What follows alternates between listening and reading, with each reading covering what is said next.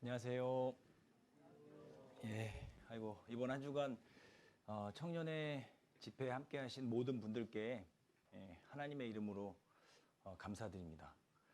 이 집회는 우리 청년 분들을 위해서 준비가 됐지만요, 모든 분들이 들어도 상관없는 그런 시간입니다. 비 속에 오시느라 고생 많으셨죠? 너무 감사드립니다. 귀한 시간 내주셨는데요. 이 시간 동안 우리에게 꼭 필요한 것들을 함께 배우고자 하는데, 오늘 첫 시간이다 보니까 저도 긴장한 거 보이시죠? 근데 제가 앞에서 여러분들 뵈니까 여러분들도 긴장하신 것 같아요. 해치지 않습니다. 걱정하지 마시고요. 한 주간 마음 편히 하나님 말씀 배우시면 좋겠습니다. 잠시 기도드리겠습니다. 살아계신 하나님 감사합니다. 우리에게 성경을 허락해 주시고 그 성경을 통해서 하나님이 살아계심을 알려주신 은혜에 참으로 감사드립니다. 오늘 한 주 동안 진행될 성경 강연회에 참석하기 위해서 귀한 발걸음을 해주신 분들이 많이 계십니다. 주님께서 모든 사람이 구원을 받고 진리를 아는 데 이르기를 원하신다라는 그 말씀을 통해서 이 자리에 참석한 모든 분들이 구원받기를 원하심을 잘 알고 있습니다. 주님께서 부족한 자의 입술도 주관해 주시고 듣는 분들의 마음 또한 주관해 주셔서 하나님의 말씀을 통해서 하나님께서 주시고자 하는 귀한 선물을 받을 수 있도록 은혜를 베풀어 주시길 간구합니다. 말씀의 시종을 주님께만 의지하며 저희를 사랑하셔서 모든 사람이 구원받기를 간절히 원하시는 예수 그리스도의 이름으로 기도드렸습니다. 아멘. 말씀 찾도록 하겠습니다. 시편 28편입니다. 시편 28편 5절입니다.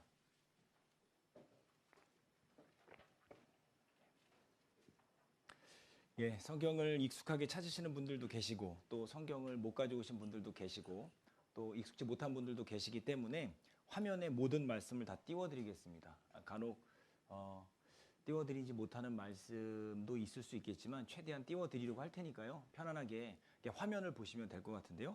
화면을 좀 보시죠. 자, 첫 번째 말씀이니까 우리가 열심히 한번 배워보겠다라는 마음을 담아서 한 목소리로 천천히 이 말씀을요 읽어보도록 하겠습니다. 저희는 여호와의 행하신 일과 손으로 지으신 것을 생각지 아니하므로 여호와께서 저희를 파괴하고 건설치 아니하시리로다. 오늘은 성경 강연의 첫날이기 때문에 우리가 왜 성경을 배워야 되는지 그 필요성과 목적에 대해서 잠깐 간략하게 설명을 해드리도록 하겠습니다. 다시 한번 말씀 보시죠. 자, 저희는 이라고 되어 있는데요. 여기서 말하는 저희는 누구를 말하냐면요, 악인들을 가리킵니다. 악인들의 특징이 있는데 어떤 특징이 있냐면 여호와의 행하신 일과 손으로 그 지으신 것을 생각지 않는다. 정리해 보면 하나님께서 하신 일을 생각지 않는다라는 거예요. 기본적으로 악인들의 특징은 뭐냐면 생각하지 않는다라는 특징이 있다라는 거죠. 악인은 하나님께서 역사 속에서 하나님이 살아계시고 존재하심을 생각지 않는다. 다시 말하면 무관심이라는 겁니다. 이게 악인의 특징인데요. 문제는 그 결과입니다. 여호와께서 그 결과 저희 그 악인들을 파괴하고 건설치 아니하시리로다. 생각지 않는 결과 어떻게 됐습니까? 멸망당했다라는 겁니다. 우리가 사는 시대를 21세기라고 하는데요. 21세기의 특징을 우리 학자들은 여러 가지로 정의를 내리기도 합니다. 그런데 그 중에 뭐라고 정의를 내리고 있냐면 포스트 모더니즘이다라고 이야기하죠. 갑자기 어려워지는 것 같죠? 하지만 그렇지 않습니다. 이 포스트 모더니즘의 특징, 쉽게 이야기하면 생각지 않는 시대다라는 겁니다. 그래서 진지하기를 거부한다라는 거죠. 그러니까 진지하면 나쁜 것이 되고 가볍고 즐거우면 좋은 것이 되는, 이것이 사실이냐 거짓이냐는 더 이상 중요하지 않고요. 이것이 재미있냐 흥미있냐 쾌락적이냐 이런 것들에만 선이라는 이름을 부여한다라는 거예요. 진부하다면 이것을 악으로 치부하는 시대가 우리 시대의 특징이다라는 겁니다. 그래서 이런 책들이 나오죠. 생각하지 않는 사람들. 생각하는 기계, 생각하지 않는 인간. 뭔가 책 제목이 잘못된 것 같잖아요. 그런데 이 책이 있습니다. 인간이 더 이상 생각하기를 싫어하고 그 생각하는 것을 기계에게 맡겨버린다라는 거예요. 우리 시대 사람들은 진지하게 살거나 성찰하는 것을 좋아하지 않는다라는 겁니다. 그런데요, 우리가 몇 해 전만 하더라도요, 그러지 않았어요. 학교 교실 장면 한번 보여드릴까요? 어떻습니까? 이게 흑백 사진인 걸로 통해서 보시면 아시겠지만 굉장히 오래됐어요. 한 반에 어마어마하네요. 지금 보통 한 20에서 25명 정도가 한 반에서 공부한다고 하는데요. 책을 보시면 어떻게 한결같이 이 학생들은 책을 다 들고 있고 책을 막 뚫어버릴 정도로, 이거 보실래요? 대단하지 않습니까? 단 한 명도 정말 졸지 않고 열심히 듣고 있잖아요. 여러분들도 오늘 이 시간 그러셨으면 좋겠습니다. 그런데 오늘날 교실 한번 보실래요? 어떤가요? 눈동자가 보이지 않습니다. 차마 모자이크 처리를 안 할래 안 할 수가 없어요. 선생님은 수업하시고 듣는 친구는 손에 꼽을 만큼. 몇 해 전만 해도 지하철을 타면 사람들의 손에는 책이 들려 있었죠. 무언가를 배우고 익히려는 노력들을 많이 기울였다라는 겁니다. 그런데 요즘에 지하철은 스마트폰 일색이죠. 그래서 유명한 사진작가의 작품이거든요. 보이십니까? 스몬비라고 하잖아요. 스마트폰에 중독된 좀비 같은 사람들을 그렇게 표현하고 있는데요. 정말 스마트폰의 모든 것들을, 정신과 마음을 이 스마트 기기에 다 빼앗기고 있다는 겁니다. 어딜 가든 이런 모습을 우리는 어렵지 않게 볼 수 있다는 거죠. 제가 한 사람을 소개해 드리도록 하겠습니다. 이 사람은 아돌프 아이히만이라는 사람이죠. 이 사람이 누구냐면요. 혹시 아시나요? 외국 사람이라고요? 예, 외국 사람 맞습니다. 이 사람은요, 1939년부터 1945년 동안 아돌프 히틀러 곁에서 유대인을 어떻게 하면 단기간에 많이 죽일 것인가를 전문적으로 연구했던 사람이에요. 히틀러의 오른팔이거든요. 이 사람이 얼마나 악독했냐면, 어떻게 하면, 이 사람의 업무는 뭐냐면 단 하나, 유대인들을 어떻게 하면 빠르게 그리고 효율적으로 죽일 것인가만 연구했던 사람입니다. 정말 나쁜 사람이죠. 그래서 유대인이 2차 세계대전 기간 동안에만 무려 600만 명이 죽었거든요.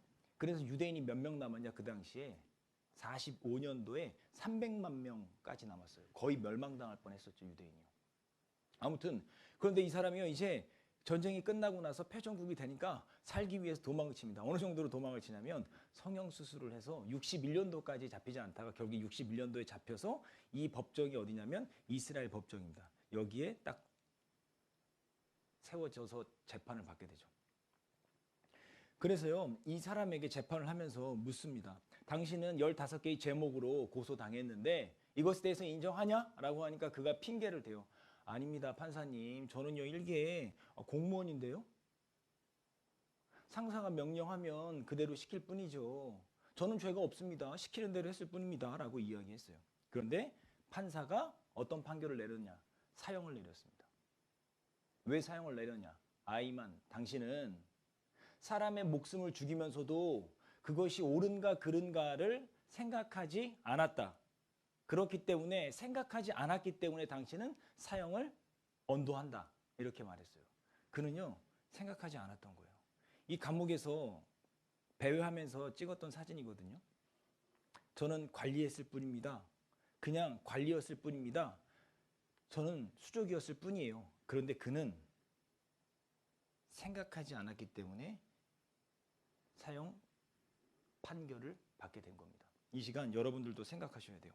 한 주간 우리 죽음에 대해서 한번 생각을 해봐야 된다는 겁니다. 우리는요, 태어나서 반드시 죽거든요.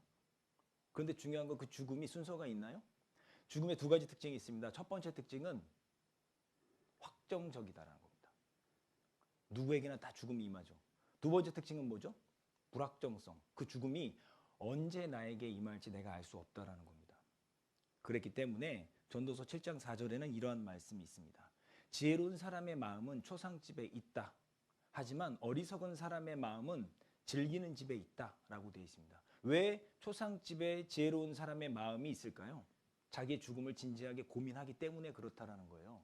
여러분들이 오늘 이 자리에 안전하게 올 수 있었던 것, 그것은 어찌 보면 행운일 수 있다라는 겁니다. 그것은 어찌 보면 은혜일 수 있다라는 거죠.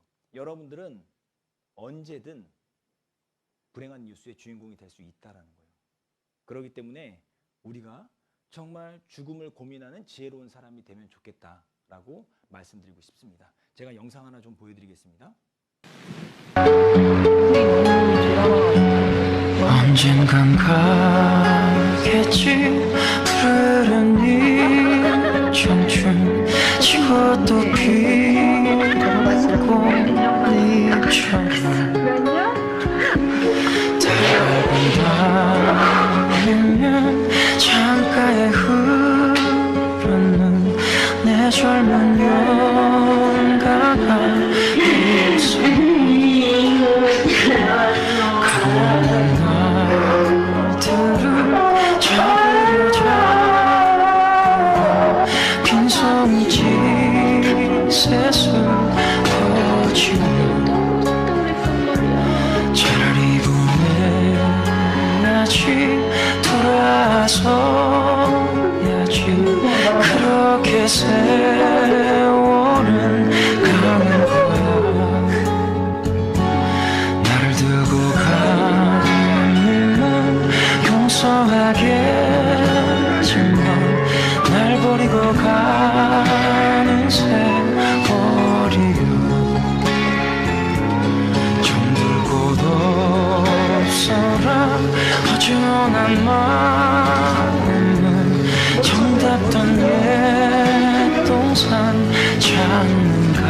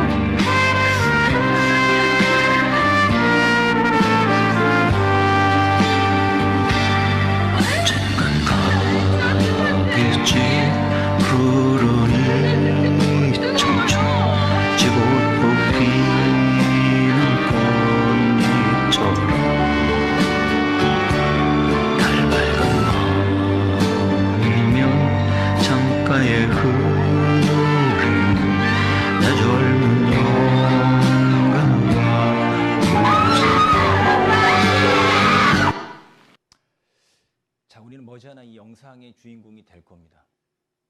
그리고 내 사랑하는 사람들을 떠나 보내게 될 겁니다. 여기 앞에 잠깐 보시죠. 말기 환자들이 갖는 7가지 질문들이 있다고 합니다. 옆에 의료진들이 증언하고 있는데요. 자, 말기암 환자들이 갖는 7가지 질문을 정리해 드릴게요. 자, 인간이란 무엇인가? 나는 어디로 왔다가 어디로 가는가? 그리고 죽음은 어떻게 오는가? 죽는다는 것은 무엇인가? 차가운 땅에 묻힌 후에는 어떻게 되는가? 죽음 후에는 정말 내세가 있는가? 그리고 마지막으로는 신은 정말 있는가? 결국 우리가 생각해 봐야 될 아주 중요한 것들이 이 말기암 환자들을 통해서 우리가 배울 수 있다는 거죠. 생각을 해보시죠. 여러분들이 병원에 갔는데요. 갑자기 의사 선생님이 잠시만요. 이상한데요? 좀 더 검사를 해보시죠. 라고 말씀을 하시는 겁니다. 그리고 여러 가지 검사를 한 다음에 의사 선생님이 아이고 환자분 말기암입니다. 한 달밖에 남지 않았습니다. 라고 여러분들에게 선고한다면 여러분들은 어떻게 하시겠습니까? 아마 여러분들의 삶은 180도 바뀌게 될 거예요. 지금까지는 생각해보지 않았던 것들을 생각하게 되고 진지하게 고민하고 나의 삶의 패턴을 완전히 바꿔버릴 겁니다. 죽음을 준비하는 태도로 바꿀 거죠. 아마 이 가운데에서는 사랑하는 사람을 떠나보내면서 그러한 경험을 간접적으로 하신 분들이 계실 거예요. 그걸 놓치시면 안 돼요. 그것이 정말로 중요하다는 겁니다. 우리는 태어나면서부터요.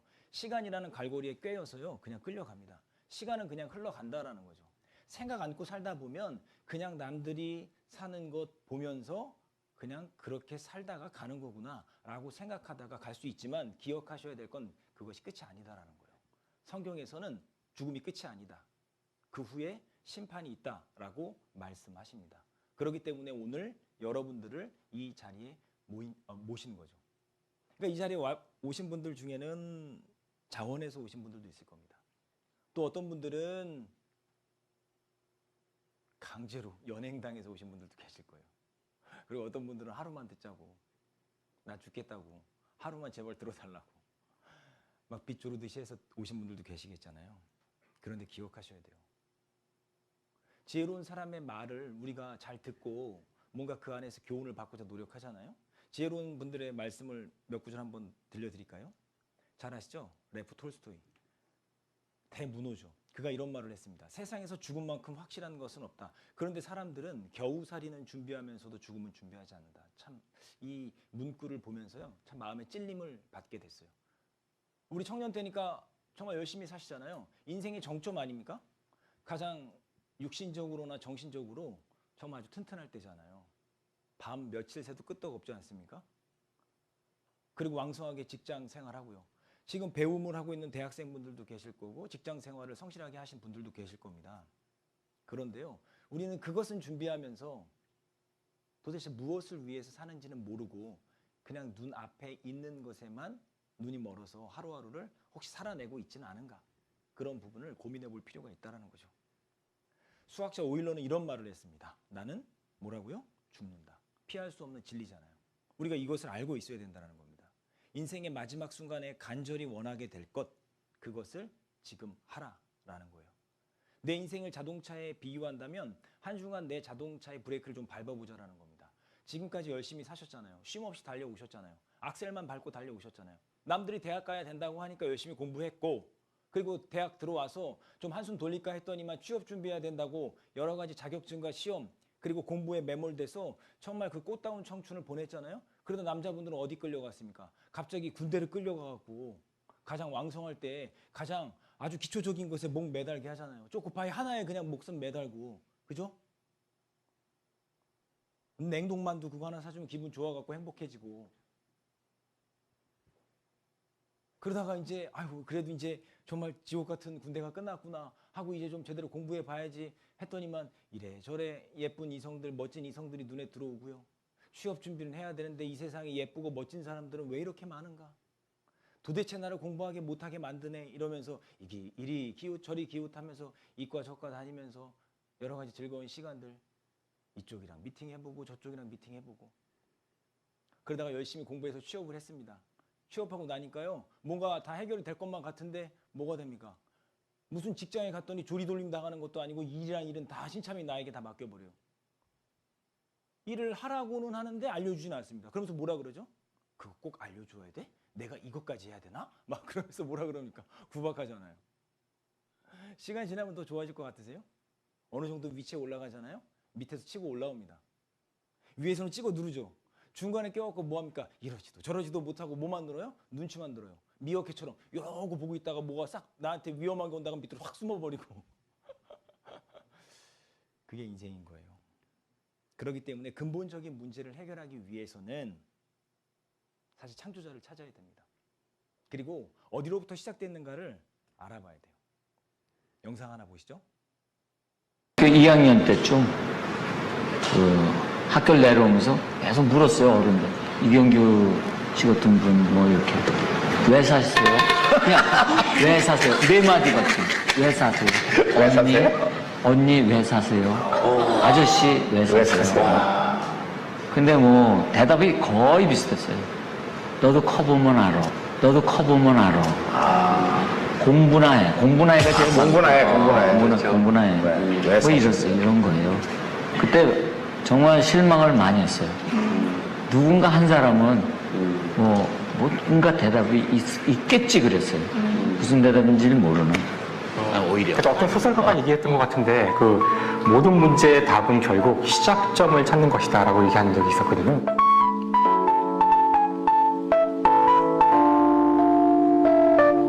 사실 시작을 알면 그 이후에 많은 것들이 왜 일어나는지를 알 수 있는 데가 많아요. 사실 물리에서도 빅뱅이 자꾸 중요한 이유가 이게 스티븐 킹도 얘기했지만 신의 마음을 알고 싶은 사람은 알아야 되는 것이 빅뱅의 순간을 이제 알아야 되는 거고요.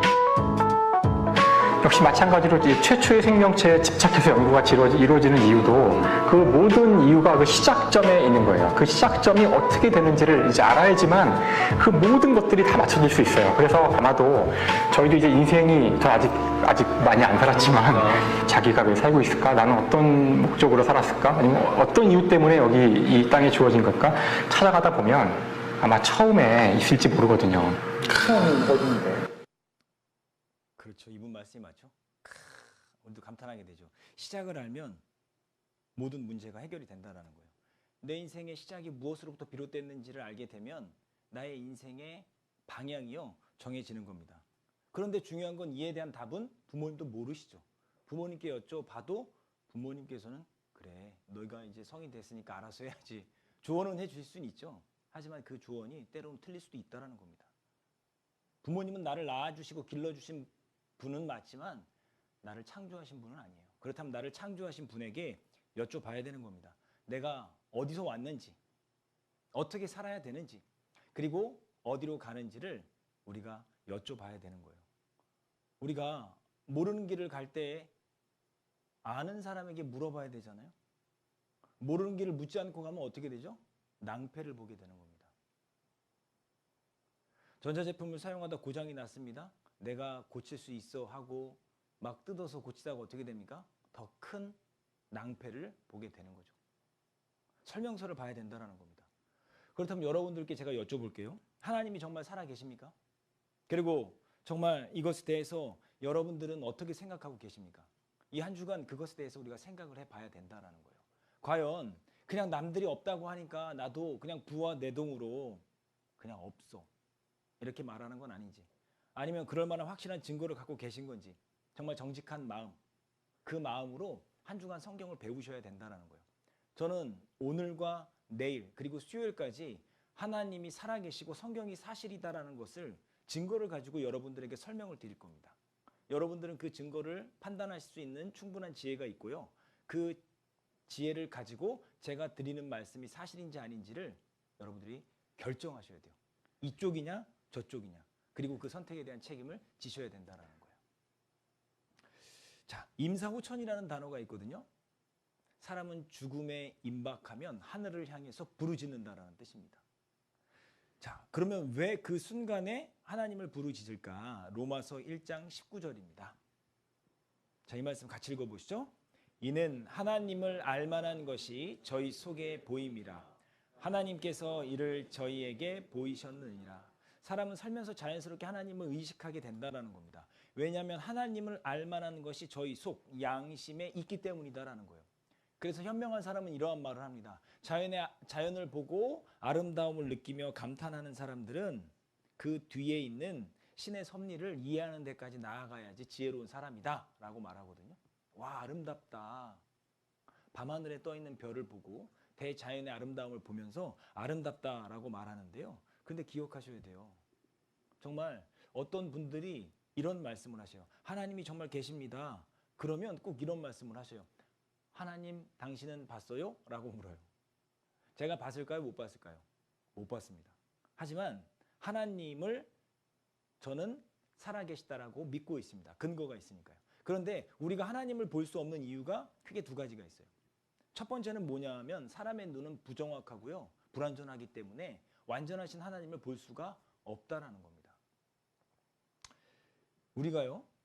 눈에 보이는 것과 보이지 않는 것을 합쳐서 100이라고 했을 때 눈에 보이지 않는 것이 78%, 눈에 보이는 것이 22%라고 말합니다. 우리는 눈에 보이지 않는 것들이 훨씬 많은 세상 속에 살고 있다는 거죠.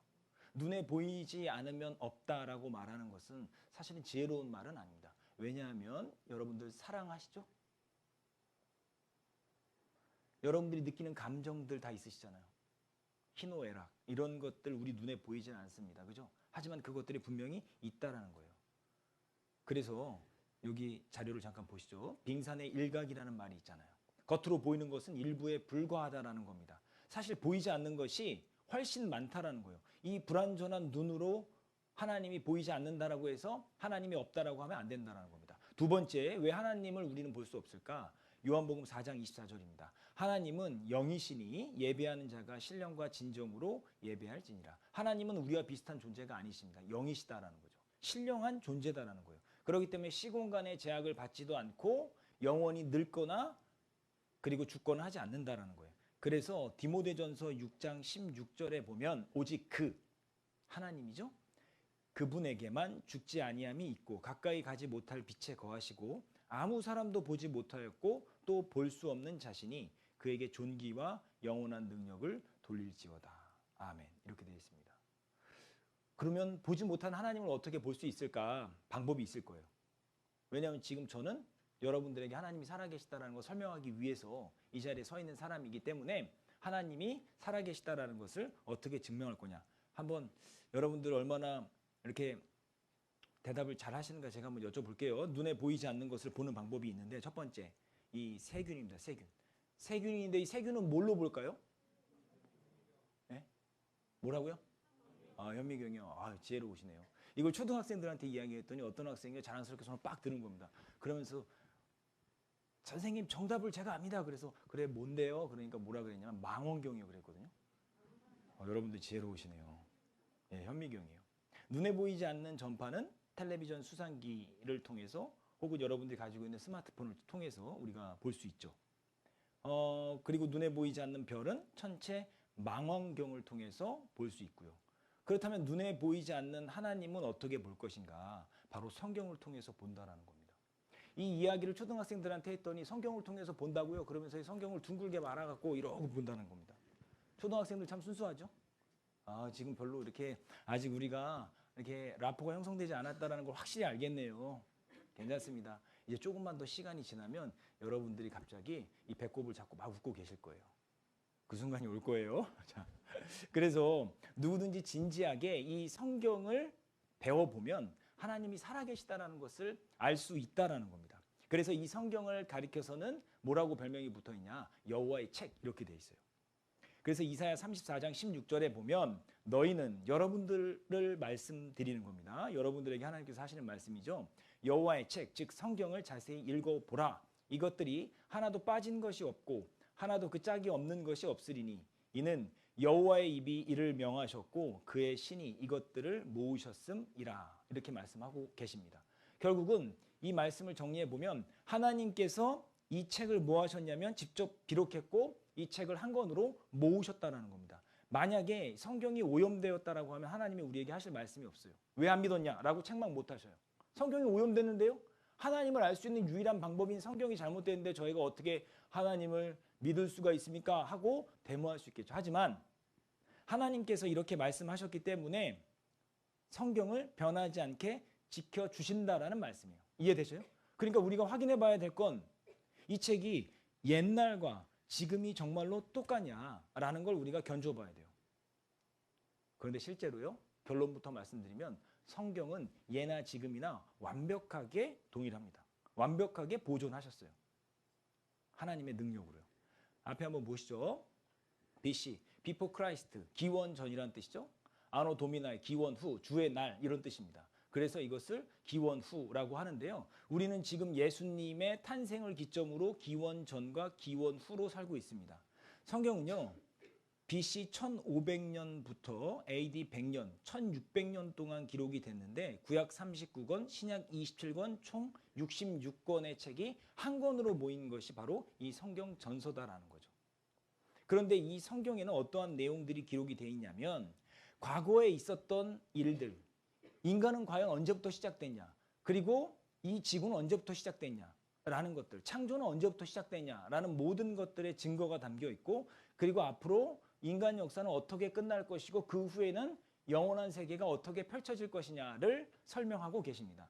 그런데요, 그것을 40여 명의 기자들이 각각 다른 장소에서 하나님께 말씀을 받아서 기록했는데요. 그 내용이 1600년 동안 기록됐음에도 불구하고 그 내용이 완벽한 통일성을 갖추고 있다는 거예요.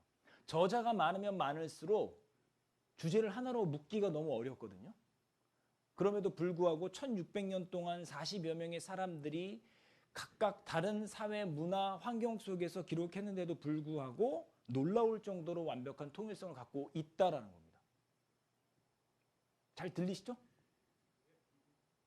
앞에 간식이 있으시죠? 졸리시면 드셔야 돼요. 지금 그 의식을 잃어가는 분들이 계신데 힘내십시오. 이제 지금 30분밖에 안 됐는데 이러면 제가요 갑자기 막 자괴감에 빠져버릴 수 있어요. 지금 제가 다 재우고 있는 거잖아요. 이럴 수가. 힘내십시오. 이러시면 곤란합니다. 일단 그 앞에 있는 간식이요 드시면 돼요. 드시라고 갖다 드린 건데 그거 이렇게 굉장히 입맛만 다시지 마시고 괜찮습니다. 저는 쉬는 시간에 먹으면 되니까요. 저 걱정하지 마시고 편하게 드세요. 편하게 드시고 다만 막 이렇게 씹으면서 막 와그작 거리시지만 않으면 돼요. 그 여러분들 드리려고 준비한 거니까요. 제가 갑자기 진땀이 났어요. 갑자기 진지하게 듣고 계시는 줄 알았는데 갑자기 어느 한 분이 진지하게 묵상하시더라고요. 그래갖고 제가 깜짝 놀랐어요. 제가 지금 뭔가 되게 잘못하고 있는 것 같네요. 힘내십시오. 지친 일상을 마치고 오셨으니까 얼마나 힘드시겠어요. 게다가 오늘 비까지 왔잖아요. 이해돼요. 조금만 힘내주십시오. 아무튼 그래서요. 이게요. 구약 성경인데 이게 히브리어로 돼 있어요.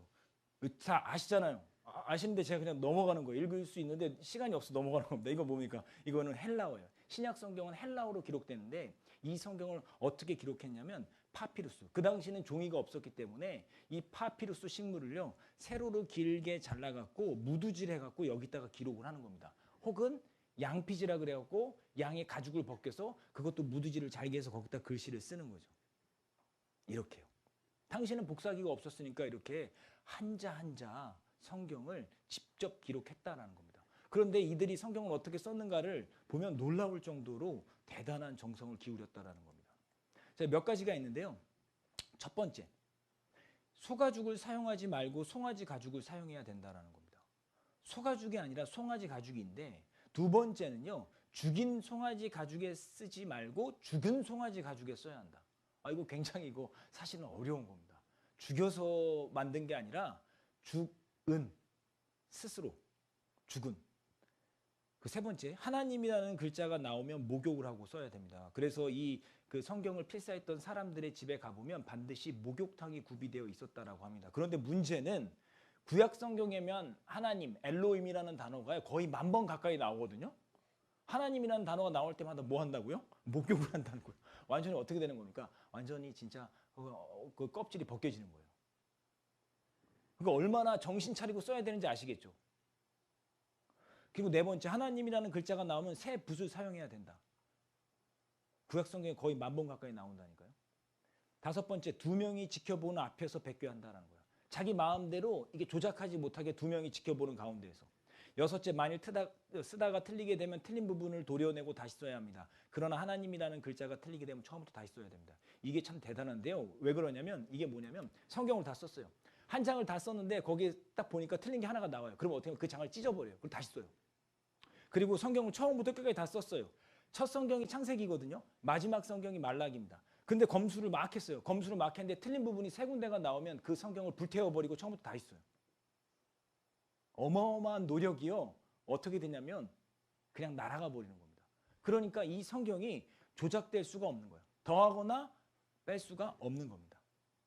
보십시오. 성경이요. 이렇게 필사돼서 지금까지 보존해 온 겁니다. 성경 원본은 물론 지금 존재하지 않아요. 워낙 시간이 많이 흘렀기 때문에 자연스럽게 소실되었고요. 하나님이 감춰버렸어요. 왜냐하면 그것을 이 성경을 통해서 보면은 역사 가운데 음란하게 섬겼던 사람들이 있거든요. 우상처럼. 그래서 그것을 막고자 하나님께서 숨기신 것 같아요. 그런데 사본은요. 이렇게 방대합니다. 66,000여 권이 넘죠. 구약 성경은 42,000개. 신약 성경은 24,000개. 그런데 이 신약 성경은요. 원본과의 시차가 원본과의 시차가 거의 없기 때문에 역사 속에서 문제가 발생하지 않아요. 자, 한번 보세요. 자, 신약 성경은 AD 96년경에 완성이 됐고 구약 성경은 기원전 1500년, 지금으로부터 3500년 전이겠죠? 그때부터 BC 400년, 그 기원전 400년까지 기록이 됐어요. 신약 성경은 지금 기존의 최고로 오래된 사본이 뭐냐면 마소라 사본인데 이게 AD 900년이니까 거의 신약 성경과 이 마소라 사본과의 차이가 그 연도 차이가 별로 없기 때문에 거의 조작의 위험이 없잖아요. 그리고 사실 사람들이 여기에 이의를 제기하지 않았어요. 왜요? 차이가 별로 안 크니까. 근데 문제는 이거예요. 이게 지금 보니까 1300년이라는 시차가 있잖아요. 그러니까 성경이 이거 누가 조작하지 않았나? 뒤에서 다 지난 다음에 다 본 다음에 그걸 싹 바꿔놓은 거 아닌가라는 의문이 제기됐는데 놀라운 일이 벌어져요. 1947년에 이 쿰란이라는 동굴에서 새 사본이 발견됩니다. 한 양을 잃어버린 목동이 그 양을 찾기 위해서 이 동굴 저 동굴을 찾아다니다가 맹수가 안에 들어있으면 위험할 것 같으니까 동굴 바깥에서 돌을 던져서 그 안에 맹수가 있나 확인하느라고 돌을 던졌는데 어떤 동굴에 가서 돌을 딱 던졌는데요. 그 동굴에 독이 깨지는, 항아리가 깨지는 소리가 들리는 거예요. 그래갖고 이거 뭐지 하고 들어갔더니 거기에 이제 사해사본이 있었던 겁니다. 그러니까 이 사본을 딱 발견하고 조사해 보니까 이 사본이 BC 200년 경에 쓰인 사본이다라는 게 이제 조사 결과가 나타난 거예요. 그러니까 이 사본의 역사를 무려 1100년을 앞당긴 거예요. 그러니까 둘 다 긴장했죠. 둘 다라는 건 누굴까요? 성경이 사실이다 말하는 사람들도 긴장했고, 성경이 조작됐다, 편집됐다라고 말하는 사람들도 긴장했어요. 그런데 검사해서 조사해 보니까 놀랍게도 성경의 내용은 전혀 달라진 것이 없다. 그때 성경이나 지금 성경이나 달라진 게 없다는 거예요. 조금 더 자세히 말씀드리면 모세라는 사람이 썼던 그 성경, 모세라는 사람이 봤던 그 성경과 지금 우리가 보는 성경이 전혀 다르지 않다라는 거예요. 예수님이 봤던 성경과 내가 보고 있는 성경이 전혀 다르지 않다라는 겁니다. 성경의 내용은 전혀 변하지 않았다는 거예요. 이게 이스라엘 쿰란 동굴이거든요. 여기에 이렇게 항아리가 나왔다라는 것을 기록하고 있고요. 베두인 목동이 이것을 찾아서 이 항아리를 다량 발견하게 되고 이런 것들을 다 찾아내서 이제 복원하고 연구해 봤어요. 구약 성경 에스더를 제외한 모든 구약 성경을 다 찾아냈어요. 그래서 이렇게 한자 한자 다 대조를 해본 겁니다. 그런데 1947년 사해사본이 기원전 200년경에 기록된 게 밝혀졌고 그 사해사본은 성경이 후대의 몇몇 사람들에 의해 고쳐진 것이 아닌가 하는 의혹이 불식되다. 성경 편집서를 주장했던 사람들을요. 뭐 했냐면 그들의 주장을 다 깨뜨려 버렸어요. 성경이 변질되지 않도록 완벽하게 보존하시고 우리 모두 믿음을 가지라고 요구하시는 겁니다. 그래서 성경의 내용이 예나 지금이나 전혀 다르지 않다라는 거예요. 성경 맨 마지막에는 이러한 경고의 말씀으로 끝납니다. 내가 이 책의 예언의 말씀을 듣는 각 인에게 증거하노니 만일 누구든지 이것들 외에 더하면, 만약에 성경이 없는데 없는 내용을 더한다? 너희는 이런 일이 벌어질 거야. 하나님이 이 책에 기록된 재앙들을 그에게 더하실 터이요. 만일 누구든지 이 책의 예언의 말씀에서 제하여 버리면 하나님이 이 책에 기록된 생명나무와 및 거룩한 성의 참여함을 제하여 버리시리라. 만약에 성경에 이렇게 기록되어 있는데 그거를 빼버렸다? 그러면 너는 천국에 못 간다. 너는 지옥 간다. 저주 내린다. 이런 뜻이에요. 그러니까 이 성경은 가장 놀라운 책이라는 거예요. 완벽하게 보존된 책입니다. 게다가 세계에서 가장 많이 출판된 책도 뭡니까? 성경이라는 겁니다. 한 해 동안 6억 3천만 권 이상이 발행되는 베스트셀러. 베스트셀러 중에서도 베스트셀러라는 겁니다. 세계에서 가장 널리 배부된 책도 성경입니다. 세계에서 가장 많이 판매된 책도 성경입니다. 그리고 우리나라에서도 가장 많이 팔린 책이 바로 성경이고요. 세계에서 가장 많이 팔린 책도 성경이다라는 겁니다. 지난 50년 동안 판매량을 기준으로 가장 많이 읽힌 책 역시 성경이 1위다라는 거죠. 성경이 1위다라는 겁니다. 세계에서 가장 많이 번역된 책도요. 성경입니다. 자, 그럼 세계에서 가장 많이 번역된 책 9위 해리포터 80여 개의 언어로 되어 있다는 거예요. 6위는 돈키호테인데요. 145개의 언어입니다. 여기 다 읽어보셨잖아요. 다 지성인들, 지식인들이시니까, 그죠? 이렇게 여러분들이 읽었던 돈키호테라는 책이 145개 언어로 번역됐다라고 해야 되는데 어떤 분들은 돈키호테 그거 술집 이름 아닙니까? 호프집 이름 아니에요? 이렇게 생각하시면 곤란합니다. 그리고 여러분들이 어린 시절 아주 좋아했던 책 있지 않습니까? 피노키오. 260여 개의 언어. 그래서 막 이렇게 순수한 어린이들은 지금도 거짓말하면 막 코가 막 자란다라고 생각을 하잖아요. 그리고 가장 번역 많이 된 책 2위가 뭐냐면 어린 왕자예요. 참 이거 참 좋죠? 구절 생각나는 거 있어요? 작은 여우가 말하는데 저는 오늘 여러분들이 오는데요. 여러분들이 이렇게 온다라는 소식을 듣고 그 여우가 이런 이야기를 하잖아요. 나는 네가 온다라는 것을 알 때부터 행복이 시작됐어. 기억나시죠? 그게 300여 개의 언어로 번역됐다라는 겁니다. 제가 여러분들이 오신다라는 게 막 설렜다라는 게 이해가 되시죠? 제 표정이 막 되게 설레 보이지 않습니까? 그렇죠. 우리 아직 친해지지 않았군요. 네, 괜찮아요. 자, 첫 번째가 뭐냐면 성경인데요. 얼마나 많이 번역됐을까? 자, 2005년 3월 7일인데요. 지구촌 2377개. 아까 2위가 몇 개라고 했는지 기억나십니까 혹시? 2위가 몇 개였었죠? 야, 똑똑하시네요. 다음부터는 자신 있게 손을 들고 대답하시면 제가 선물을 드릴게요. 300개인데요. 2005년도에 2377개. 2377개입니다. 그리고 이제 시간이 좀 지났습니다. 2013년 2551개. 점점 늘고 있죠. 그리고 2021년에 3435개. 그리고 작년입니다. 전 세계 3610개 언어. 그러면 이런 말씀을 드리면 아니 유엔에 그 등록돼 있는 나라가 270여 개밖에 안 되는데 이렇게 언어가 많단 말이에요? 어마어마하게 많습니다. 예를 들면 필리핀 같은 나라에 가면요. 거기에 그 민족어가 100여 개 이상 되는데 거기서 공용어로 잡은 게 영어하고 따갈로그어거든요. 그러니까 그렇게 전 세계적으로 따지면 뭐 족장 언어까지 따지면 훨씬 많다라는 거예요. 그런데 기억하셔야 될 건 사실상 모든 언어로 성경이 번역됐다라는 겁니다. 지금도 계속 번역되고 있는 거죠. 천년간 가장 중요한 사건은 바로 뭐냐? 성경 인쇄다. 그만큼 영향력을 많이 갖고 있는 책이라는 거예요. 참고로 여기를 좀 보시면 그 다이너마이트 누가 발명했다고요? 알프레드 노벨. 그랬더니 이거 우리 그 중고등학생들하고 이런 이야기를 했더니 아, 저 이의를 제기합니다 그러더라고요. 다이너마이트요? 그 BTS가 발명한 건데요? 막 그러더라고요. 그래서 한참 설명했어요. 제가. 여러분들은 잘 알고 계시죠? 이렇게 점점 반응이 나와서 제가 행복해지고 있습니다. 자, 그래서요. 다음 보시면 이렇게 세계에서 가장 많이 읽힌 책 순위. 뭐 단연 정말 성경 독보적이죠. 자, 성경을 없앨 수 있는가? 없애려고 인간 역사 가운데 정말 부단한 노력이 있었습니다. 로마 황제 디오클레티안 보시면 AD 303년에 성경을 없애버리라고 명령했고 기독교는 이제 없어졌다고 새긴 메달을 갖고 다니게 했는데 지금 성경 우리가 보고 있잖아요. 이 사람이 없어졌지 이 사람이 누군지를 우리가 모르죠. 성경은 여전히 존재한다는 겁니다. 철학자 볼테르. 성경은 쓸데없는 책임으로 100년 안에 없어지고 말 것이다. 놀라지 마십시오. 그가 죽은 지 50년 후에 그의 출판사에서 성경을 인쇄해요. 200년이 지난 뒤에는 그가 살던 집은 프랑스 성서 공회가 세워져요. 참 역설적이죠. 소련 수상, 이름도 힘드네요. 후르시초프. 앞으로 3년도 못 가서 성경을 다 멸하겠다. 그는 3년도 못 되어 죽은 것은 정변으로 가택 연금 후에 죽었다. 참 그 하나님 앞에서도 악한 일을 하는 사람들은 결말이 참 안타깝더라고요. 미국 주지사 루 웰리스. 성경이 사실이 아니라는 것을 증명해 세상을 깜짝 놀라게 하고 유명세를 타기 위해 성경을 연구했는데요. 그러나 영생의 길을 찾아 구원을 받고 독실한 그리스도인 됐죠. 소설 배너의 작가입니다. 배너라는 영화 한번 보셔요.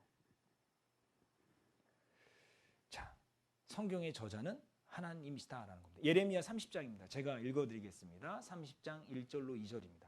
여호와께로서 말씀이 예레미야에게 임하여 이르시니라. 이스라엘의 하나님 여호와께서 이같이 일러 가라사대 내가 내게 이른 모든 말을 책에 기록하라. 하나님이 불러주신 것을 예레미야가 기록했다라는 거예요. 그래서 성경을 기록한 사람들을 우리는 기자라고 하는 거죠. 단어의 선택을 제가 기자라고 했습니다. 그것은 뭐죠? 불러주는 걸 듣고 적은 사람들이라는 거예요. 그런데 그런 말씀이 성경 곳곳에 있습니다. 여호와의 말씀이 예레미야에게 임하니라. 호세아에게 임한 여호와의 말씀이라. 이런 말씀들이 여호와의 말씀이 에스겔에게 특별히 임하고 여호와의 말씀이 요나에게 임하니라. 미가에게 임한 여호와의 말씀.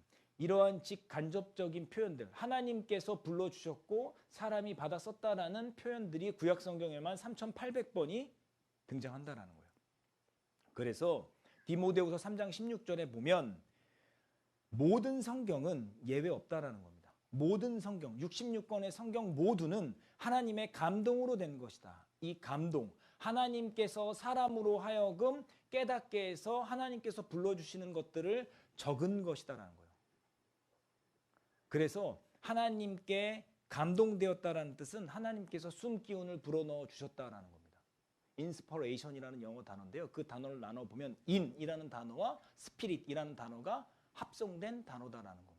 하나님께서 숨 기운을 불어넣으셔서 사람으로 하나님의 뜻을 기록하게 만드셨다라는 겁니다. 그래서 성경에 보면 예언은 언제든지 사람의 뜻으로 낸 것이 아니오 오직 성령의 감동하심을 입은 사람들이 뭐라고 되어 있습니까? 하나님께 받아 말한 것임이니라. 그러니까 이게 하나님이 우리에게 하나님을 알 수 있도록 사람을 들어서 성경을 쓰게 했다라는 겁니다. 그렇다면 하나님의 말씀이라는 증거가 반드시 있어야 되겠죠. 저 좀 보세요.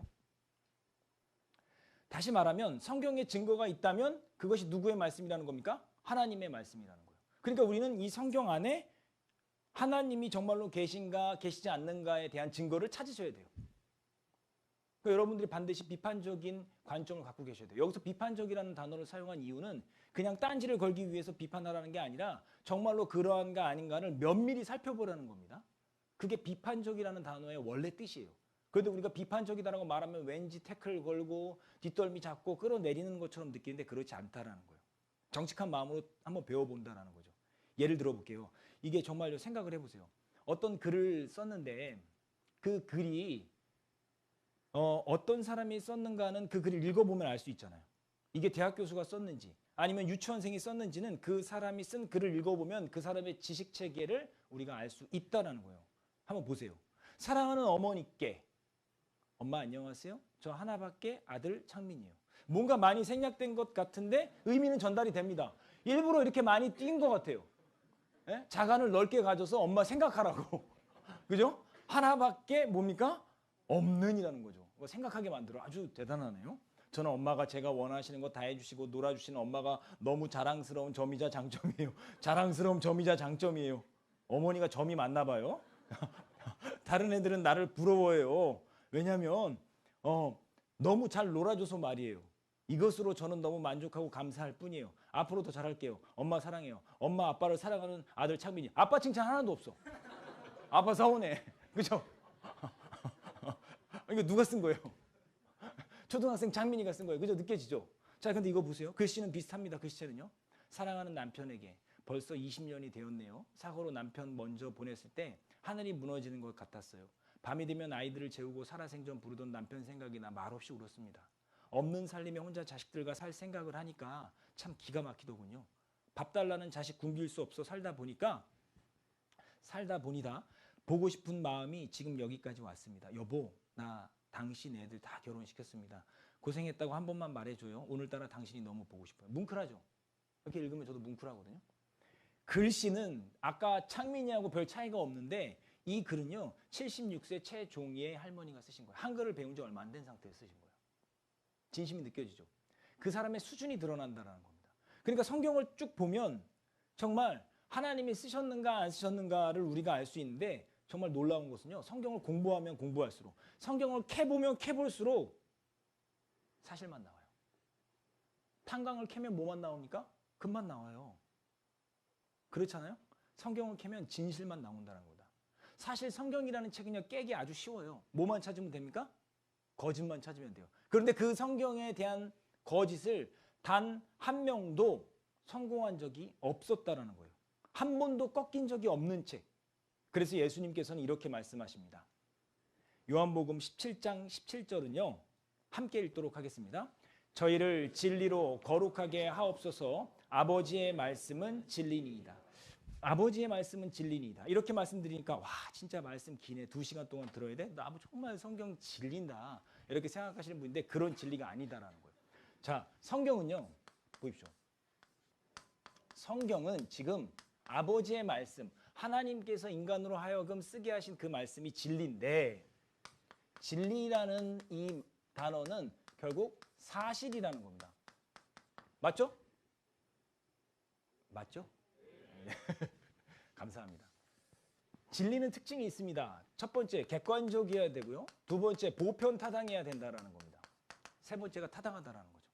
그러니까 결국은 진리이기 위해서는 이 세 가지를 확보해야 되는데 성경에서 말하는 것은 크게 두 가지를 말하고 있거든요. 그것은 뭐냐면 사람의 영혼에 대해서 말하고 있습니다. 그리고 두 번째, 영원한 세계에 대해서 말하고 있습니다. 그런데 이 두 가지의 특징이 있죠? 어떤 특징이 있습니까? 이것은 보이지 않아요. 그러니까 사람들이 별로 관심도 없고 못 믿겠다는 거예요. 그러니까 성경에서 하나님께서 살아계시고 성경이 사실이다라는 것을 믿게 하기 위해서 우리에게 창조라는 증거와 그리고 역사라는 증거를 우리에게 허락하셨습니다. 이 두 가지는 우리가 볼 수 있잖아요. 그러니까 이 두 가지를 통해서 이것들을 증명해내는 겁니다. 제가 예를 들어 볼게요. 자, 퀴즈 내겠습니다. 자, 구약 성경은 몇 권이나 있죠? 우리 형제님들 말고요. 저보다 마시는 분 한번 손 들어 보실래요? 예, 예. 조금만 더 쓰요. 예. 39권. 예, 맞습니다. 와, 박수 좀 쳐주세요. 예. 감사합니다. 이게 요즘에 봄이라 건조하잖아요. 여러분들의 손을 섬섬 옥수와 같이 촉촉하게 만들어줄 그 뭐라 그러죠? 무슨 크림이죠? 핸드크림. 어우. 자, 39권입니다. 구약 성경이 39권인데요. 이 39권을 나눠 보면요. 역사서가 17권이고요. 시가서가 5권이고요. 예언서가 17권입니다. 그래서 이게 역사와 직간접적으로 관련 있는 책이 34권이에요. 이해되셔요? 대부분이 역사에 대해서 이야기하고 있다는 거예요. 그러니까 여기서 사실이 아니면 금방 드러날 수밖에 없어요. 하나님이 이 성경 속에 성경이 사실이다라는 것을 알려주시기 위해서 정말 믿을 만한 증거들을 아주 촘촘하게 박아 놓았다라는 거예요. 그래서 성경은 창조와 역사를 통해서 보이지 않는 영혼과 영원한 세계에 대해서 증거하고 있다라는 거예요. 그러니까 조금만 마음을 열고 배워보면 이거 진짜다 아니다라는 것, 그것을 여러분들이 충분히 판단할 수 있다라는 거예요. 그래서 아주 중요한 말씀을 제가 드리고 싶어요. 뭐냐면 성경은 추정체가 없어요. A는 B일 것이다 이렇게 말씀하지 않습니다. A는 B다 이렇게 딱 단정체로 말해버려요. 그거는요 사실 굉장히 위험할 수 있어요. 왜? 사실이 아닐 거는 금방 깨지거든요. 그런데 성경은요 그렇게 말씀하십니다. 왜요? 창조주의 말씀이니까요. 창조주만이 알 수 있는 것들이기 때문에 그분은 우리에게 그렇게 단정적으로 말씀하시는 거예요. 그냥 뭐뭐 하는 것 같았다 이런 거 성경에 없습니다. 그래서 성경에 가장 처음 성경이 창세기예요. 그런데 그 창세기의 가장 첫 말씀이 바로 이 말씀입니다. 같이 읽도록 하겠습니다. 태초에 하나님이 천지를 창조하시니라. 이거는요 우리에게 선포하는 거예요. 봐라, 내가 이 모든 세상에 있는 모든 것들을 내가 창조했는데 너 한번 확인해 봐라 이거예요. 이게 거짓이면요 이 말을 할 수가 없어요. 어떤 종교 경전에도 신이 자기가 믿는 신이 이 세상을 창조했다라고 선포한 종교 경전은 없습니다. 유일하게 성경만 있다라는 거예요. 찾아보셔야 되잖아요. 자, 히브리서 3장 4절에 보면요. 집마다 지은 이가 있으니 만물을 지으신 이는 누구라고요? 하나님이시라고요. 아마 이 앞에 있는 구절은 부인하실 수 있는 분들이 아무도 없을 겁니다. 그렇죠? 집마다 지은 이가 있잖아요. 이 건물도 지은 분이 있을 거다라는 거죠. 그런데 만물, 이 모든 것들을 지으신 분이 하나님이다라는 거예요. 이건 아주 상식이다라는 거죠. 제가 퀴즈 한번 내보겠습니다. 자, 이 개미집 누가 지었죠? 그렇죠, 개미집. 벌집은 벌. 자, 어렵지 않잖아요. 이제 대답할 수 있어요. 자신감을 가지셔도 됩니다. 자, 개집은 지금 뭐 개 이런 분들이 있었어요. 개집은 사람이 지었잖아요. 이런 집은 누가 지었겠어요? 사람. 아주 정말 능력 있는 분이잖아요. 결국은 그가 만들어낸 것들을 통해서 그의 수준을 알 수 있다라는 거죠. 우리나라에서 제일 높은 롯데월드 타워죠. 세계에서 6번째로 높은 타워라고 하는데 선물 하나 더 드리고 쉬는 시간 갖고 싶은데요. 혹시 이게 몇 미터인지 아십니까? 아시는 분 계셔요? 갑자기 숫자 앞에서 우리는 왜 예. 정답입니다. 야, 진짜 대단하시네요. 야, 이거 못 맞히실 줄 알고 제가 이거 준비하고 있는데 이렇게 쉽게 맞춰버리시면 미워요. 자, 감사합니다. 예, 이게 555m예요. OECD 국가 중에 가장 높은 가장 높은 빌딩이고요. 그리고 그 전망대로서는 가장 높은 빌딩이라고 합니다.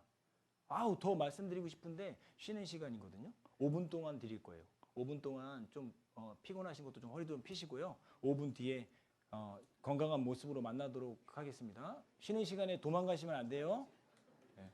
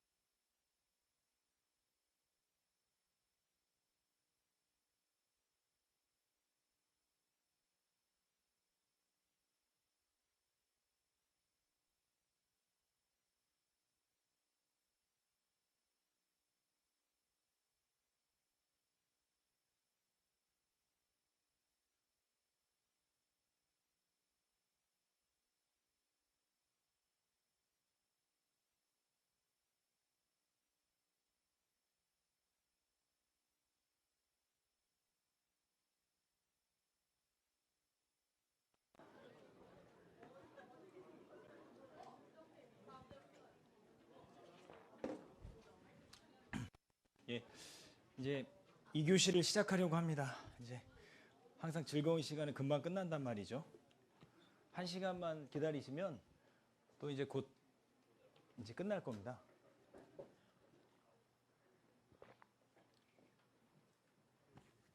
예.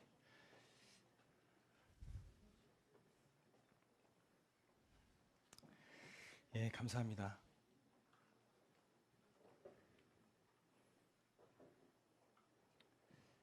자, 이렇게 화면을 보실게요. 이렇게 멋진 건물은 그 사람의 능력을 가늠할 수 있게 만들어주고 그것을 통해서 정말 그의 어떤 지식 체계를 우리가 확인할 수 있잖아요. 그럼 이 지구를 한번 보셔요. 지구. 이 지구는요, 저절로 되었을까요? 우주가 저절로 되었을까요? 만든 사람이 있기 때문에 존재하는 겁니다.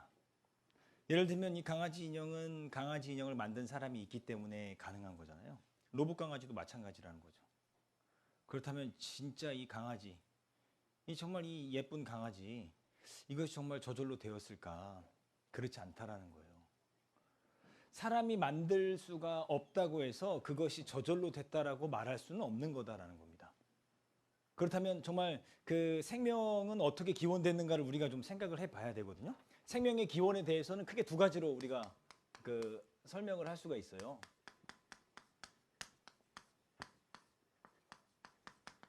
첫 번째는 뭐냐면요, 저절로라는 겁니다. 저절로. 이 주장은 이렇게 시작되는데요. 어떠한 물질이요, 오랜 시간이 되면 우연히 그렇게 된다라는 겁니다. 그래서 이걸 우리는 진화라고 이야기하죠. 그리고 두 번째는요, 창조예요. 하나님의 능력과 지혜로 이것이 설계됐다라는 겁니다. 이 부분에 대해서 한번 우리가 생각을 해보자고요. 정말로 생명이 저절로 됐을까? 우연히 됐을까? 우리가 한번 생각해 볼 필요가 있다라는 겁니다.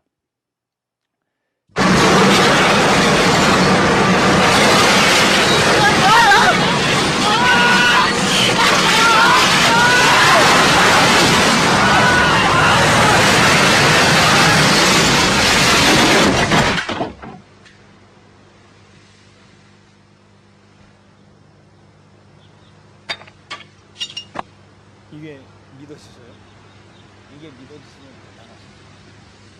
볼펜을요, 땅에 묻어두었더니요, 1000년 지나니까 샤프가 됩니다. 그 샤프를 다시 묻어두었더니 10,000년 지나니까 만년필이 돼요. 그럼 믿을 수가 없잖아요. 진화는 불가능하다는 것이 밝혀집니다. 절대 진화는 아닙니다. 여기 보시면 이것이 진화론인데요, 이 아메바로 비롯돼서 사람까지 되었다라고 말하는 게 진화라는 겁니다. 그래서요, 이것이 정말 여기 나와 있는 것처럼 인류 진화 과정의 상상도다. 이건 과학이 아닙니다. 아직 과학으로 증명된 적이 없고요, 관찰된 적도 단 한 번도 없다라는 거죠. 첨단 현미경이 있었어도 다윈은 제가 갑자기 쉬는 시간에 너무 편하게 쉬고 왔더니 갑자기 망령된 말을 하고 있네요, 제가. 다윗은 큰일 날, 죄송합니다. 이거 잊어주세요. 아유, 저 정신 나갔네. 정신 차려야지. 지금 제가 어떤 분하고 눈이 마주쳤는데 쉬는 시간에 쉬고 왔는데 거의 기절하시려고 그런 거예요. 그래갖고 제가 그분한테 지금 말렸어요. 누구라고 말씀 안 드릴 건데 지금 교회 다니시는 분인데 끝나고 저 좀 봐요. 강사를 흔들어 버렸어요. 자, 보시죠. 자, 첨단 현미경이 있었어도 다윈은 진화론을 폈을까? 왜냐면요, 세포를 관측을 못했거든요, 다윈은요. 그런데 우리 시대는 가능하다라는 겁니다. 진화는 가고 설계는 온다라는 거예요. DNA 구조를 이제 발견되면서 이것을 통해서 진화가 완전히 무너지고 있는데, 칠판 잠깐 보실래요? 퀴즈 또 내볼게요. 긴장하지 마세요. 한글은요, 혹시 자모음이 몇 개인 줄 아세요? 왜 이러십니까? 24개. 24개. 이것을 조합해서 우리는 뭘 만들어냅니까? 책이라는 걸 만들어내잖아요. 그렇죠? 아, 그래요? 우리 글로벌 시대니까 영어 좋다. 영어는 아시겠지. 영어 알파벳 몇 개입니까? 예. 26개인데요. 괜찮습니다. 이걸 조합해서 책을 만들어내잖아요. 그렇죠? 그리고 여기 컴퓨터 잘 다루시는 분들이 계실 건데 컴퓨터는 이진수 아시죠? 0과 1을 가지고 프로그램을 하잖아요. 맞죠? 근데 우리 시대에 DNA라는 게 이제 발견이 되는데 이 DNA는 4개의 배열을 가지고 이야기를 하는데 아데닌, 구아민, 사이토신, 티민 이 4가지를 가지고 생명체를 만들어내요. 이해되세요? 그러면 제가 지금 말씀드렸던 걸 가만히 보시면 이것이 있는데 이것을 조합하는 존재가 있을 때 이러한 결과물들이 나오는 거잖아요. 이해되십니까? 그러니까 누군가가 존재하기 때문에 존재해서 설계했기 때문에 생명체가 있다라는 거예요. 저절로 되지 않는다라는 겁니다. 그래서 요거 한번 보세요. 이 폐차장이 있습니다. 폐차장에 태풍이 불었어요. 그랬더니 이런 멋진 차가 생겼다. 이거 확률적으로 10의 9승분의 1이라는 거예요. 10의 9승분의 1. 이게 숫자 이야기 좀 해볼게요. 저도 숫자에 별로 그 훌륭한 사람이 아니라 저는 문과 출신이라서 숫자는 별로 좋아하지 않지만 그래도 이야기를 한번 해보고 싶어요. 여러분들 제가 주머니 하나 가지고 왔습니다. 10개의 구슬이 있는데 그 중에 하나만 빨간색이고 나머지는 흰 구슬이에요. 그럼 제가 지금 빨간 구슬 뽑으려면 몇 분의 몇 확률이죠? 10분의 1이요. 10분의 1이요. 그러니까 여러분들 그렇죠. 우리가 이 정도는 자신 있게 할 수 있잖아요. 그럼 100개의 구슬 중에 그 빨간 구슬 하나 있는데 하나 찾아낼 확률은? 그래서 그것을 10의 2승분의 1이라는 거죠. 그렇죠.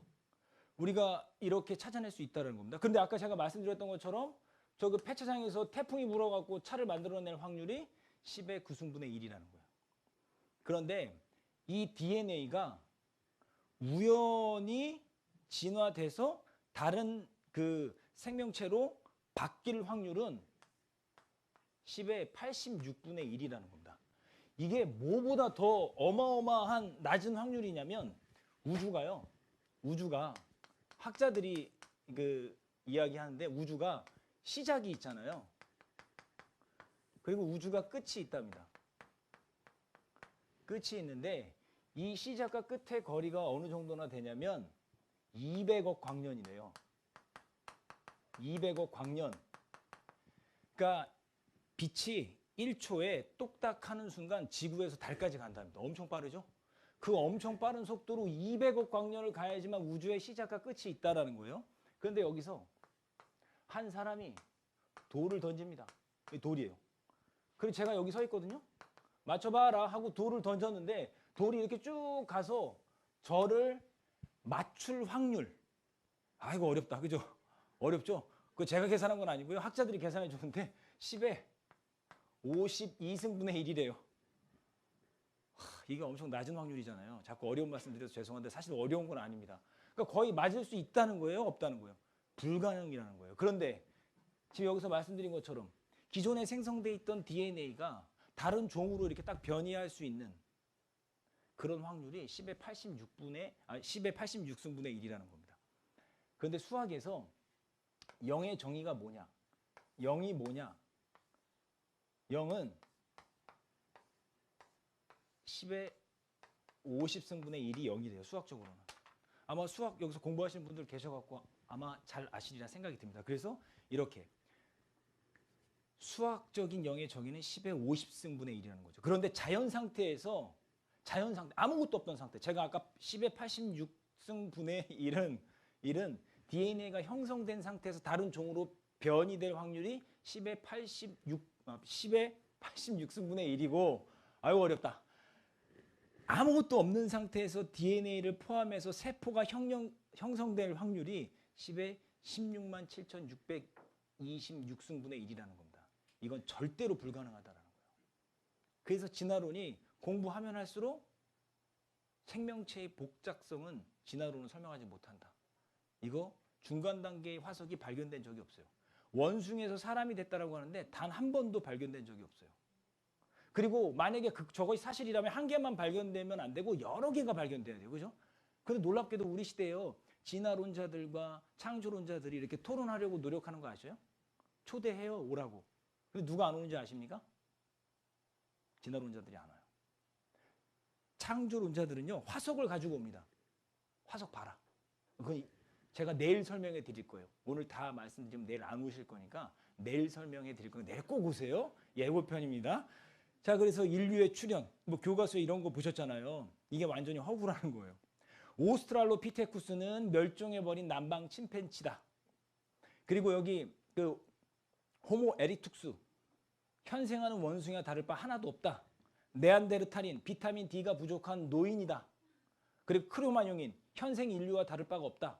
그래서 중간 단계 화석이 전혀 없다라는 겁니다. 그래서 유인원 화석, 오스트랄로피테쿠스 등 진화론자들도 인류 기원과 무관하다라는 결론, 진화론자들이 인정한 겁니다. 그리고 70년 만에 밝혀진 필드다운인의 전모, 날조되었다라는 거죠. 사람의 두개골과 오랑우탄 턱뼈로 화석 인류를 조작했다. 인위적으로 조작된다라는 거예요. 자바 원인은 긴팔 원숭이였다. 네안데르탈인은 인류의 조상이 아니다. 진화론자들 그 기존의 정말 주장들을 완전히 뒤집어 버리는 거죠. 크로마뇽인은 현대인과 같다라는 결론을 내렸습니다. 화석이 오히려 반진화론을 확인하고 있다. 수십억 개의 화석이 오히려 진화를요 공격한다라는 거예요. 진화론의 핵심, 연대의 오류가 속속 드러나고 있다. 왜냐하면 사람과 공룡이 함께 살았다라는 증거들이 너무 많다라는 거예요. 진화론자들에 의해서는, 그들의 주장에 의해서는 사람과 공룡이 절대로 같이 살 수 없잖아요. 공룡은 중생대 백악기에 존재했고 사람은 신생대 말에 출현하거든요. 그러니까 절대 같이 살 수 없습니다. 진화론자들에 의하면. 그런데 함께 살았다는 증거들이 너무나 많이 있다는 거죠. 게다가 오늘날 진화론의 거장들이 진화론을 비판한다는 거예요. 창조론을 비난하는 것을 잘못했다. 그리고 저명 진화론자 자기 고백, 눈길을 끈다. 진화론은 이론일 뿐이지 사실인식은 잘못된 거다. 그래서 진화론은 죽었다라는 거예요. 오히려 공개 논쟁이 성립이 안 된다는 거예요. 자, 이 말씀 같이 읽어보겠습니다. 창세로부터 그의 보이지 아니하는 것들 곧 그의 영원하신 능력과 신성이 그 만드신 만물에 분명히 보여 알게 되나니 그러므로 저희가 핑계치 못할지니라. 능력과 신성이 있다라는 겁니다. 그러니까 결국은 하나님의 능력과 신적인 성품이 하나님께서 만드신 만물에 보인다라는 거예요. 보인다라는 거예요. 자, 일정한 법칙이 있다라는 겁니다. 일정한 통일성이 있다라는 거예요. 왜냐하면 한 분이 창조했기 때문에 그 한 분이 의도한 대로 통일성을 갖고 있다는 거죠. 지구상에 아무리 사람이 많아도 나하고 똑같은 사람이 있습니까? 없습니까? 없죠. 그런데 여러분들 중국에 보면 병마 용갱이라는 거 아세요? 그게 세계문화유산 유네스코에 등재된 거거든요. 그게 뭐냐면 진시황이 자기가 죽을 때 무덤에다가 자기가 다시 부활하면 자기를 지켜줄 군사들을요 사람 크기로 만들었습니다. 어마어마하게 많거든요. 근데 그게 왜 그 문화유산, 세계문화유산으로 등재가 됐냐면 그들의 표정이 다 달라요. 하나도 같은 그 군인이 없다. 그래서 아주 그 부분을 갖고 세계문화유산으로 등재됐거든요. 근데 그건 되게 신기하잖아요. 근데 여러분 우리가 80억 인구라고 하는데 여러분들하고 똑같은 분 보신 적 있으세요? 쌍둥이조차도 다른 거 아십니까? 다른 분들은 모르지만 본인들은 알아요. 뭐가 다르다라고. 근데 그건 신기하지 않는다는 거죠. 혹시 눈이 뭐 다리에 달려 있거나 뭐 이렇게 가슴에 달려 있거나 그런 분 보신 적 있어요? 눈은 눈의 위치에 있죠. 다만 조합의 차이일 뿐이지. 그 조합 때문에 우리가 거울을 보면서 마음 아파하는 것뿐이죠, 그죠? 근데 눈은 눈의 위치에, 눈썹은 눈썹의 위치에, 입은 입의 위치에 있을 뿐이잖아요. 그 조합이 잘 된 분은 미남 미녀라고 하는 거, 그 조합이 엉성하게 되면은 그 참, 이거 참 어쩌자고 부모님은 이러면서 이렇게 한탄하면서 사는 거고. 거울을 그래서 우리가 잘 이렇게 가까이 두지 않잖아요. 근데 여러분들은 제가 볼 때 거울을 가까이 두실 것 같아요. 다 선남 선녀들이셔갖고. 아무튼 통일성이 있다라는 거예요. 사람이 각각이 다 다른데 일정하게 눈은 눈, 귀는 귀, 입은 입 그 위치에 있다라는 거예요. 자, 이걸 보세요. 바둑판이 있습니다. 여러분이 어떤 방에 들어갔는데 이 바둑알이 이렇게 뿌려져 있어요. 그냥 무슨 생각이 드셔요? 누군가 이렇게 뿌려놨구나. 이런 생각이 들겠죠. 혹시 저걸 보고 저절로 됐나? 이렇게 생각 안 하실 거잖아요. 뭐 그렇게 생각할 수도 있다라고 봐요. 그럼 이거는 어떻게 하실래요? 이렇게 흰색, 검은색, 흰색, 검은색 일정한 패턴과 배열을 갖고 있다 그러면 이거 저절로 됐다라고 말할 수 있는 겁니까? 없는 겁니까? 없는 거잖아. 이거 누군가 이렇게 만들어 놨다라는 거예요. 그럼 이건 어떻습니까? 짱구. 이거 저절로 됐다라고 말하면 그분은요, 진짜 잘 돌봐주셔야 돼요. 그렇잖아요. 저절로 된다라는 건 없어요. 왜냐하면, 아이고, 자꾸 약한 숫자를 또 말씀드려야 되네. 저절로라는 건 결국은요, 우연이라는 거예요. 그럼 여기에는 질서가 있을까요? 없을까요? 질서가 없어요. 그런데 창조는 제가 아까 뭐라고 말씀드렸죠? 설계라니까요. 그러기 때문에 질서가 있을 수밖에 없습니다. 예를 들면요, 생명의 탄생하는 거 보죠. 우리 조류의 그 부화하는 거 생각을 해보세요. 참새 있잖아요, 참새. 짹짹거린 참새가 14일 만에 그 알에서 부화합니다. 닭은요, 21일이에요. 저 조류학자는 아니거든요. 근데 되게 신기해서 제가 이게 기억에 남았어요. 그리고 오리 28일, 거위 35일, 그리고 타조 42일. 이쯤 되면은 지금 뭐가 드러납니까? 패턴이 드러나죠. 뭐의 배수죠? 실의 배수예요. 그리고 놀라운 건 개나 고양이 63일에 임신 주기가 있어요. 사람은요 280일이에요. 실의 배수. 성경에서 7은 하나님의 숫자라고 말하는데 정확하게 이 부와 그 주기 그리고 임신 주기를 벗어나지 않는다는 거예요. 여기 뭐가 있어요? 질서가 있잖아요. 질서가 있잖아요. 저절로 된 게 아니라는 거예요. 그래서 이것을 연구한 학자가 있습니다. 이게요, 이탈리아의 수학자 피보나치라는 사람이에요. 피본 사람이 아니라 피보나치. 재밌는 건데 제가 준비한 건데 이거 대본 쓴 건데 웃음에 인색하시네. 제가 대본에도 써놓은 건데 이러시면 곤란해요. 이분이 토끼를 낳고요. 토끼를 이렇게 키우는데 토끼가 새끼를 낳는 숫자를 보면서 일정한 법칙이 있다는 걸 알게 된 겁니다. 그게 뭐였냐면 1 더하기 1은 2, 1 더하기 2는 3. 이렇게 앞에 있는 숫자하고 뒤에 있는 숫자하고 더하면 그렇게 일정한 패턴을 갖고 등장하는 수열이 피보나치 수열이거든요. 그래서 이것이 토끼뿐만이 아니라 모든 자연물에서 드러난다는 거예요. 꽃잎의 개수, 나무가 가지치는 숫자 이런 것이 다 피보나치 수열로 다 입증이 되는 거예요. 그래서 이 파인애플과 솔방울에 그려져 있는 나선의 개수가 8, 피보나치 수입니다. 그리고 13, 피보나치 수예요. 이 8과 13이 피보나치 수열이 있는 숫자입니다. 신기하죠? 그것뿐만이 아니에요. 해바라기의 씨를 배열을 따라 나선을 그려보면 34와 55인데 이것 또한 피보나치 수라는 거예요. 그리고 사과 씨가 한 방향으로 잘라보면 5등분이 되는데 이것도 피보나치 수. 바나나도 피보나치 수다라는 거예요. 이 수로 설명이 된다는 겁니다. 제가 지금 억지를 부리는 게 아니라 이거를 찾아낸 거예요. 그 수학자가. 그래서 더 놀라운 건 이 앞에 있는 수를 뒤에 있는 수로 나눠 보니까 1.618이라는 숫자가 나오는데 이 숫자를 잘 기억하셔야 돼요. 1.618. 1.618. 저는 지금 창조가 하나님이 하신 거다라고 여러분들에게 증거를 대고 있는데 거기에는 뭐가 있냐면 질서와 패턴이 있다. 1.618 이거 외우셔야 돼요. 지금부터 지금 제가 자료를 막 보여드릴 건데 잘 따라오셔야 됩니다. 뭐라고요? 1.618 이게 뭐냐면 황금 비율이에요. 여러분들이 가지고 있는 카드. 이게 사람의 손에 쏙 들어오고 사람 보기에도 좋다라는 거죠. 그 황금 비율인데 이렇게 되어 있으면 편리하다고 해서 했는데 이게 모든 자연물에 등장하는데 일단 우리가 갖고 있는 도요타 로고 이것도 1.618 벤츠 로고 1대 1.618 여러분들이 좋아하는 애플 먹다만 사과인데요. 자, 1대 1.618 황금 비율이라는 거예요. 그리고 모나리자 아주 묘한 매력을 갖고 있잖아요. 어떨 때 보면 묘하게 웃는 것 같고 묘하게 또 이렇게 웃고 있지 않는 것 같고 그런데 눈썹 없는 여자인데도 불구하고 굉장히 매력적이라는 거예요. 왜 매력적인가? 여러분 눈썹 없는 여자를 쳐다보는 건 사실 무서운 겁니다. 그렇잖아요?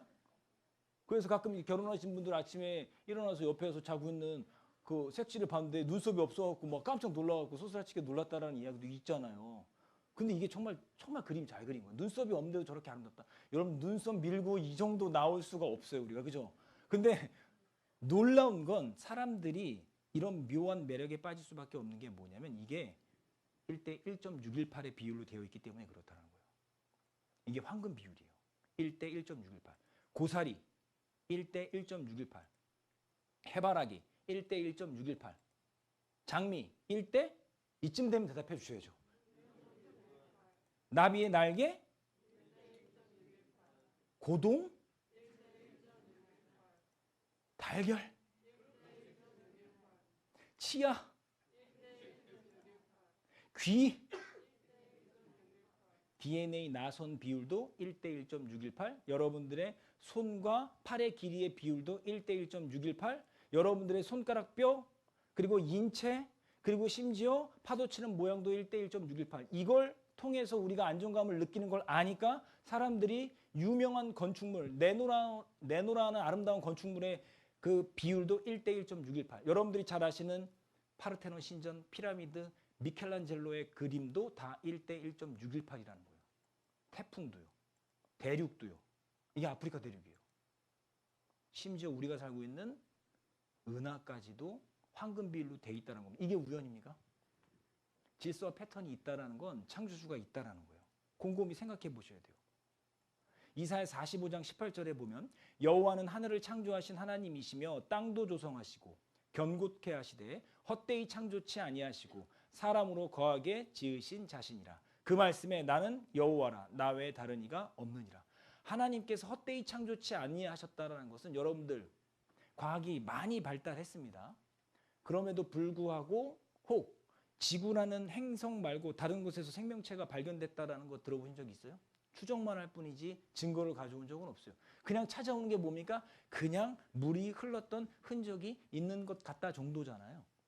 하나님이요 지구에만 사람이 살도록 만드신 겁니다. 하나님이 정말 이 우주 만물을 창조하셨다라는 것. 이 모든 우주가 지구를 위해 존재해요. 이 모든 지구가 사람을 위해 존재해요. 그거 아십니까? 사람으로 거하게 지으신 분이 그렇게 지으셨기 때문에 그렇다는 겁니다. 자, 한번 보시죠. 지구의 자전 속도가 1670km, 지구의 공전 속도가 107,218km, 태양의 속도는 72,000km를 시간당 달려간다는 거예요.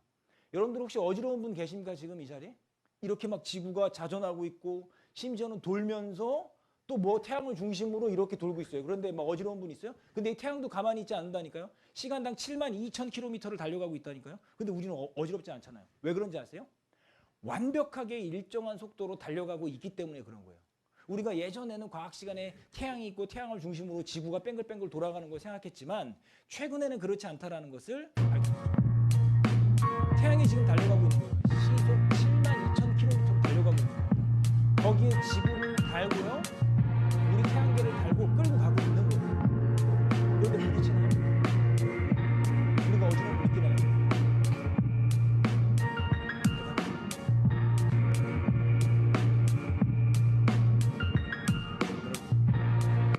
이건 생각해 보셔야 돼요. 이건 프로그램 되어 있지 않으면 절대로 이렇게 될 수가 없다는 거예요.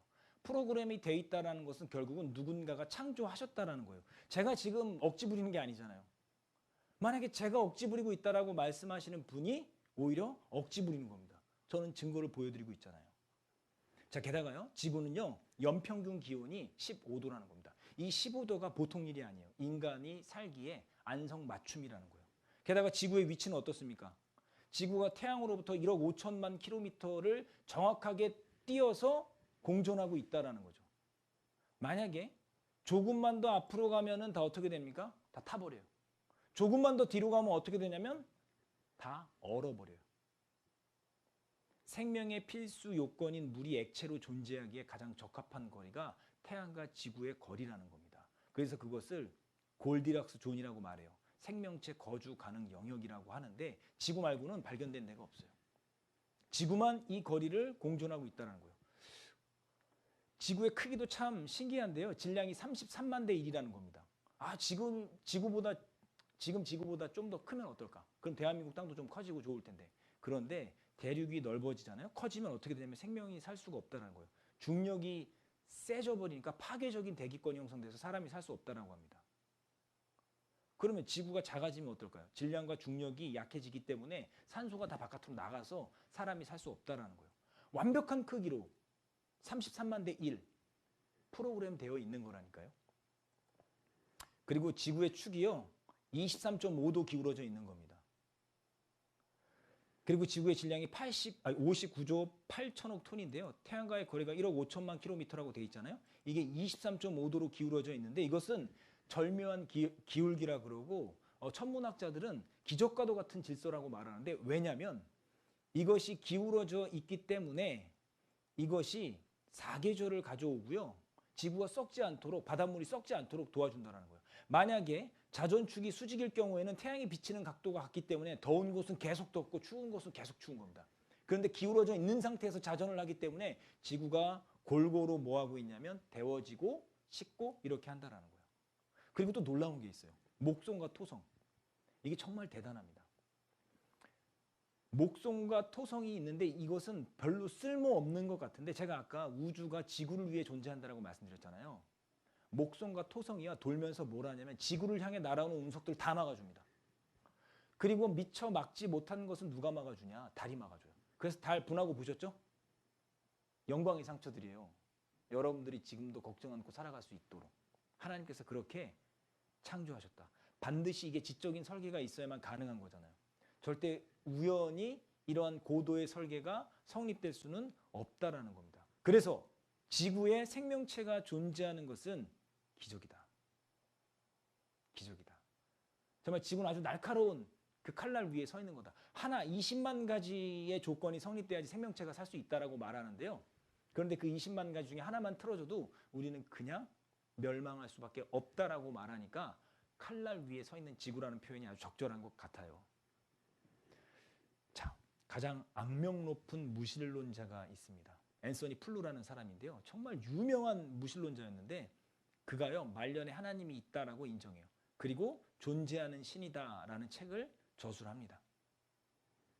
학자적 양심이 있었던 것 같아요. 그가 이렇게 마음을 바꾸게 된 결정적인 요인 두 가지. 첫 번째, 하나는 우주의 완전한 복잡성 뒤에는 하나의 지성이 존재한다. 설계자가 존재한다라는 겁니다.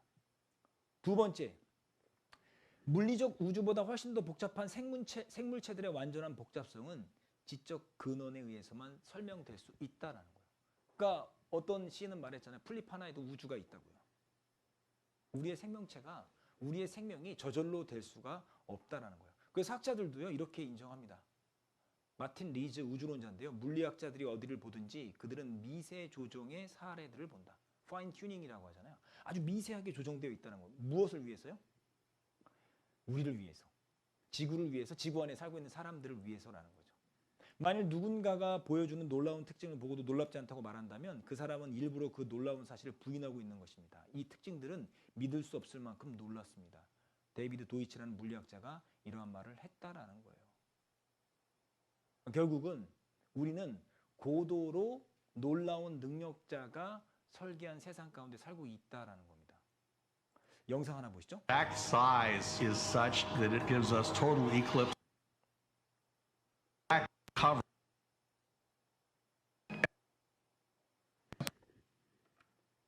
죄송합니다.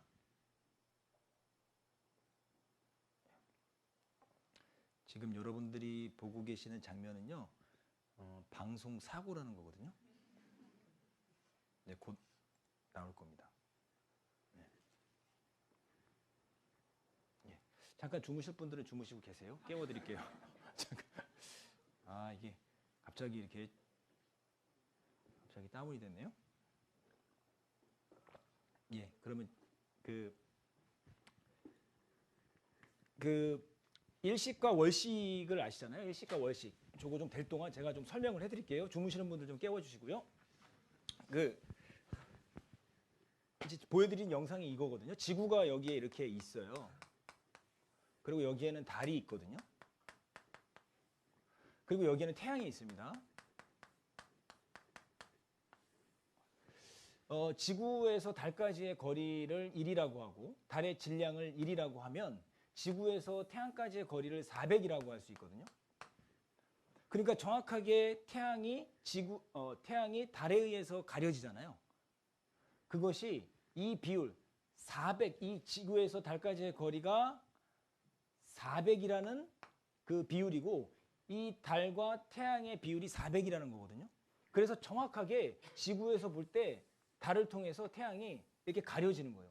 요거 띄워놨더니 또 요거 띄워놨다고 다 안 가려지는 거 아니냐고 제가 그림을 잘못 그린 거지 정확하게 달을 통해서 그 태양이 가려진다는 겁니다. 그 영상을 제가 이제 보여드리려고 했던 건데 그게 지금 안 돼서 못 보여드린 건데요.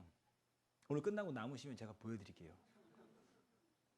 그러니까 지구는 이처럼 정말 완벽하게 설계가 돼 있다라는 겁니다. 그렇다면 그 지구에 누가 살고 있다라는 거죠? 내가 살고 있다라는 거예요. 이 말씀 너무 중요한 겁니다. 하나님이 여러분들을 향해서 하고 있는 정말 사랑의 속삭임이다라고 생각하시면 좋을 것 같아요.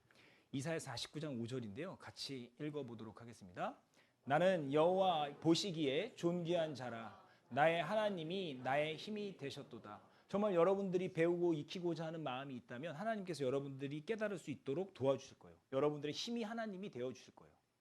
그런데 그 하나님이 나를 존귀하게 보고 계신다라는 거예요. 왜 사람이 하나님 보시기에 그토록 존귀한 사람들일까?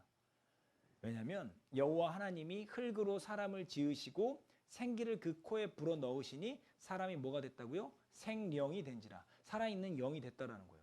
하나님께서 사람을 만드셨는데 무엇으로 만드셨다고요? 흙으로 만드셨다는 겁니다. 어떻게 우리의 몸이 흙으로 되어 있습니까? 머리카락은 나일론인 것 같고 치아는 에나멜 같고 손톱은 플라스틱 같은데 우리 몸에 어떻게 흙이에요? 이것도 과학자들이 다 밝혀놓은 거잖아요. 18세기 말엽에서 19세기 초에 이르러서야 비로소 원형질과 광물질을 과학적으로 분석하는 기술이 개발되었는데 결국 인체를 구성하는 광물질을 화학적으로 분석해 본 결과 뭐라고 되어 있습니까? 흙과 같은 물질이다. 흙과 같은 물질이다. 뒤에 계신 분들 잘 보이시는지 모르겠습니다. 제가 읽어드릴게요. 흙과 같은 물질이라는 겁니다. 사람이요. 그래서 여기 보시면 흙의 성분 보세요. 산소, 탄소, 수소, 질소, 칼슘, 인, 카리, 마그네슘, 철 이렇게 돼 있죠. 인체의 구성 요소 보세요. 산소, 탄소, 수소, 질소, 칼륨, 카리, 염분, 유황, 인, 철, 마그네슘, 기타. 어떻습니까? 흙의 성분과 일치하잖아요. 그러니까 성경에 기록된 대로 하나님이 흙으로 사람을 지으셨다라는 말씀이 맞죠. 근데 사람마다 이 철 보세요. 철. 이 철이 있지 않습니까? 이 철의 함유량에 따라서 철이 더 든 사람이 있고 철이 덜 든 사람이 있다는 거예요. 이것도 제가 준비해 온 건데 웃음에 인색하시네요. 저 끝까지 힘내렵니다. 아무튼 흙의 티끌로 사람을 창조했다. 그래서 구성 원소로 증명할 수 있다라는 거예요. 우리 몸이 흙으로 만들어졌는데 이것을 우리 돈으로 환산해 보면 한 5천 원 정도밖에 안 된다라는 거예요. 실제로 그렇잖아요. 사람이 돌아가시면 화장터에 가서 화장하는데 1시간 반이면 넉넉합니다. 그럼 곱게 빻아서요. 뼈까지요. 아주 곱게 빻아서 정말 우리가 만나잖아요. 그런 것처럼 우리는 정말 육신은요 5천 원 정도밖에 안 된다. 그런데 그 하나님께서 왜 우리를 그토록 존귀하게 보실까? 사람의 가치는 육체에 있는 게 아닙니다. 우리의 육체는 결국은 썩어지기 때문에 그래요. 27절 말씀도 같이 읽어보도록 하겠습니다. 하나님이 자기 형상 곧 하나님의 형상대로 사람을 창조하시되 남자와 여자를 창조하시고 하나님이 그들에게 복을 주시며. 아 그렇구나. 하나님이요 우리를 만드실 때 하나님의 형상대로 만드셨다는 겁니다. 제가 아까 하나님이 뭐라고 그러셨죠? 영이라 그랬죠. 신령하다 이런 존재, 이런 그 뜻이다라고 말씀드렸잖아요. 우리가 하나님이 우리를 하나님의 형상대로 사람을 만드셨다라는 것은 우리를 영적인 존재로 창조하셨다라는 거예요. 왜 존귀하냐면 사람 속에 영혼이 있기 때문에 그런 거예요. 그래서 욥기 4장 19절에 보시면요. 하물며 뭐라고 되어 있습니까? 흙집에 살며 티끌로 털을 삼고 하루살이에게도 눌려 죽을 자이겠느냐?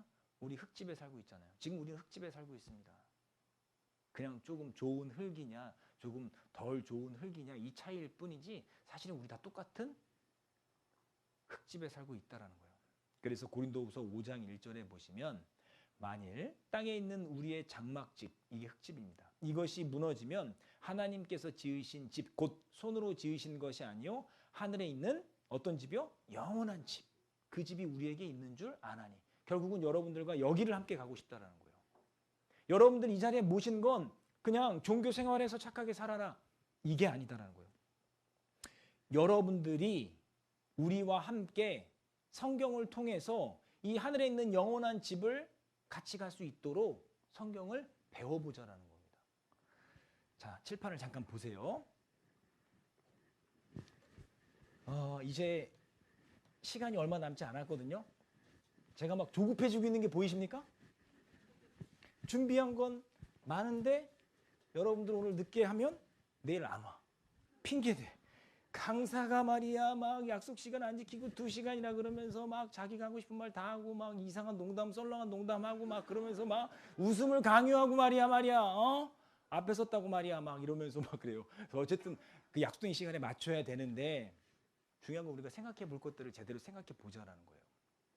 자, 그 우리가 사는 집, 우리가 사는 이 세상은 몇 년 정도 사시고 싶으세요? 우리 이 자리에 앉아 계신 분들 이 세상에서 몇 년 정도 살고 싶으십니까? 넉넉하게 한 100년 드릴까요? 100년 받으실래요? 싫으신가 보네. 100년 좋죠?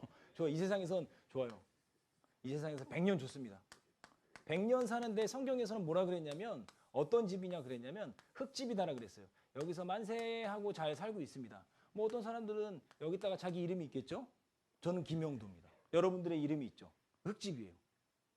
성경에서 말하는 죽음은 뭐냐면 이 흙집에 살던 참나가 나오는 겁니다. 영혼. 이 영혼이 이 흙집과 분리되는 것을 죽음이라고 말해요. 성경에서는. 그건 이따가 조금 설명해 드릴게요. 그런데 이 세상에서는 100년인데 저 세상 얼마나 될까요? 끝이 없어요. 하늘에 두신 영원한 집이라 그랬으니까 이건 영원하거든요. 끝이 없다라는 겁니다. 끝이 없어요. 그런데 이곳을 가야 되는데 한 번 죽는 것은 사람에게 정하시는 것이요 그 후에는 심판이 있으리니 그래서 심판에 나아가서 심판 후에 영원한 천국을 가든지 영원한 지옥을 가든지 한다라는 거예요. 그러니까 하나님이 원하시는 건 여러분들을 하나님의 형상대로 만드셨다. 영적인 존재로 만드셨다. 그렇기 때문에 하나님께서 여러분들을 존귀하게 보시는 거예요. 그래서 여러분들이 영원히 함께 살 천국에 오기를 바라는 겁니다. 그래서 디모데전서 2장 4절에 보면 하나님은 모든 사람이 구원을 받으며 진리를 아는 데 이르기를 원하신다. 그렇기 때문에 여러분들이 진리를 아는 믿음을 갖기 위해서는 그 믿음을 가지려면 들어야 돼요. 로마서 10장 17절에 그러므로 믿음은 들음에서 나며 들음은 그리스도의 말씀 즉 성경으로 비롯되었다라고 말씀하시거든요. 그러니까 성경 말씀을 제대로 배워야 여러분들이 천국에 갈 수 있는 겁니다. 영원한 곳을 위해서 여러분들이 투자해야 돼요.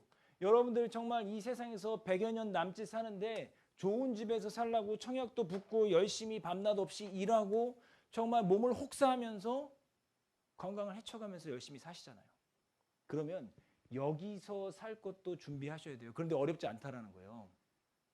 하루에 2시간씩 월요일부터 금요일까지 여러분들과 함께하는 재미있는 강사 김용도와 성경을 배우는 거예요.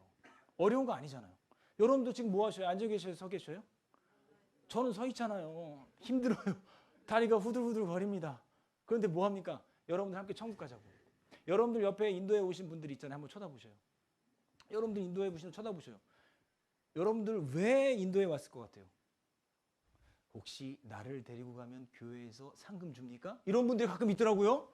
그런 거 전혀 없습니다. 상금은커녕 여러분들에게 맛있는 식사를 대접하고 또 선물도 드리고 또 즐거운 시간도 갖고 또 이렇게 친근감을 형성하는 시간도 가지면서 여러분들을 모였어요. 말씀 배워보자고 설득한 거잖아요. 왜요? 천국 가자고요.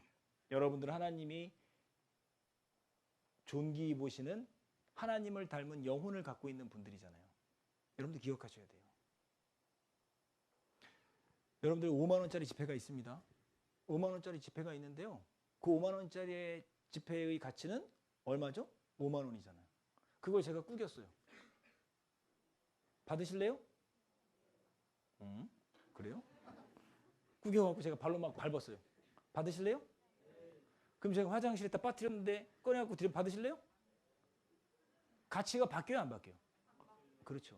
사람이 그렇다는 거예요. 잘 살았든 못 살았든 잘났든 못났든 똑똑하든 덜 똑똑하든 중요한 건 하나님이 존귀하게 보신다는 거예요. 그럼 존귀하게 보시는 그 하나님이 원하시는 대로 여러분들도 그 사랑의 속삭임에 뭐 해야 돼요? 반응해야죠. 반응해야죠. 여러분 생각해 보세요. 멀쩡하게 생긴 사람이 나만 보면 좋자고 쫓아다니네. 나만 보면 제발 좀 한번 만나달라고, 나 좀 한번 생각해달라고, 나하고 함께 지내보자고 계속 이야기해. 보니까 생각도 올바라. 그 멀쩡하게 생겼어. 그리고 번듯해요. 그럼 그 사람 말을 귀 기울여야 될까요? 귀 기울이지 않아야 될까요? 귀 기울여야 돼야 되잖아요. 그 사람이 하다못해 그 멀쩡해 보이는 사람이 나에게 와서 그렇게 사랑의 속삭임을 하면 나도 모르게 마음이 이렇게 가는데, 물론 그 사람의 진의가 선하다면 그 조건 하에. 근데 하나님은요, 여러분들에게 요구하는 게 아무것도 없어요. 욥기 41장 11절에 보면 누가 먼저 내게 주고 나로 갚게 하였느냐. 온 천하에 있는 것이 다 내 것이니라. 온 천하를 만드신 분, 그분은요 아무것도 여러분들에게 원하는 거 없습니다. 여러분들에게 물질 원하지 않아요. 여러분들의 선행을 원하지 않아요. 여러분들의 어떤 열심과 그리고 공로 이런 걸 원하지 않아요. 다만 그것만 원하셔요. 뭐냐? 제발 내 이야기를 잘 들어달라. 제발 졸지 말고 그냥 무조건 맞다고 끄덕거리지만 말고 제대로 들어달라. 그 뭐 급한 일 있다고 주머니에서 꺼내갖고 휴대폰 보면서 제발 그 지금 나한테 좀 집중해달라. 여러분 생각을 해보세요. 나하고 이야기한 내가 정말 중요한 이야기 합니다. 근데 중요한 이야기 하는데 그 사람이 이야기를 들으면서 휴대폰을 보면서 얘기해보세요. 다리를 닦고 얘기해보세요. 집중하고 있어요. 여러분들 어떻게 하실래요? 가만 안 둬. 이렇게 돼버리는 거죠. 그렇잖아요. 하나님 똑같아요. 여러분들 하나님은 중심을 보고 계신데 여러분들의 지금 보이지 않는 생각과 태도 이거 다 보고 계셔요. 제가 겁드리는 거 아니에요. 제가 여러분들의 겁을 들여갖고 제가 유익되게 뭐가 있어요. 사실만을 말씀드리는 거예요. 하나님이 여러분을 사랑하십니다. 여러분에게 끊임없이 사랑을 속삭이고 계십니다. 여러분들은 보이지 않는 하나님의 그 능력에 여러분들의 인생을 보호하고 계신다는 걸 아셔야 돼요. 여러분들 죽을 뻔한 적 있을걸요? 직간접적으로. 여러분들 오늘 횡단보도 한번 건너셨을 텐데 여러분들 왜 여러분들 신호 위반하는 차량을 만나지 않았습니까? 왜 나를 향해 돌진하는 음주운전자를, 무면허 운전자를 만나지 않았나요? 여러분들 왜 세상이 온통 무섭고 칼 들고 다니면서 막 묻지마 폭행하고 묻지마 칼부림하는 사람들 많은데 왜 나는 그런 사람들 만난 적이 없죠? 여러분들을 하나님이 보호하고 계신 거예요. 여러분들을 지키고 계신 거예요.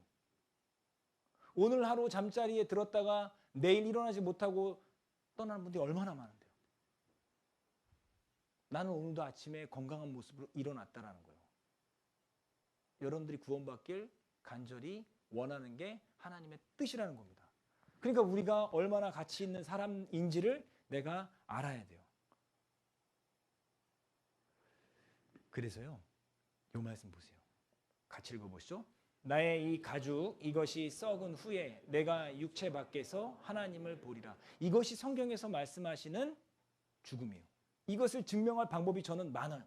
왜요? 수없이 많은 경험을 한 사람들이 고백해 놓은 책들이 있거든요. 실제로 영혼이 빠져나가서 죽음을 경험했던 사람들, 그것을 임사체험, 비슷한 말로 근사체험이다라고 말합니다. 근데 이게 너무 대단해요. 1992년부터 7년 동안 미국에서만 1,500만 명이 경험했다는 거예요. 미국에서만. 그들의 증언은 아주 놀랍습니다. 뭐라고 말하고 있냐? 사람이 영혼이 있다라고 말합니다. 그래서 이런 책이 있죠. 죽음의 순간을 체험한 이야기, 나의 죽음을 바라보았다. 사후의 삶, 수백만 명이 경험했다. 과학적으로는 증명할 수 없는 일이다. 죽음 뒤에는 또 다른 세계가 있다. 심장 쇼크사 63명, 환자 사후 체험을 고백했다. 우리는 죽었다. 그러나 살았다. 임사 경험자들의 영혼 이야기, 선풍적인 관심을 갖고 있다는 거예요.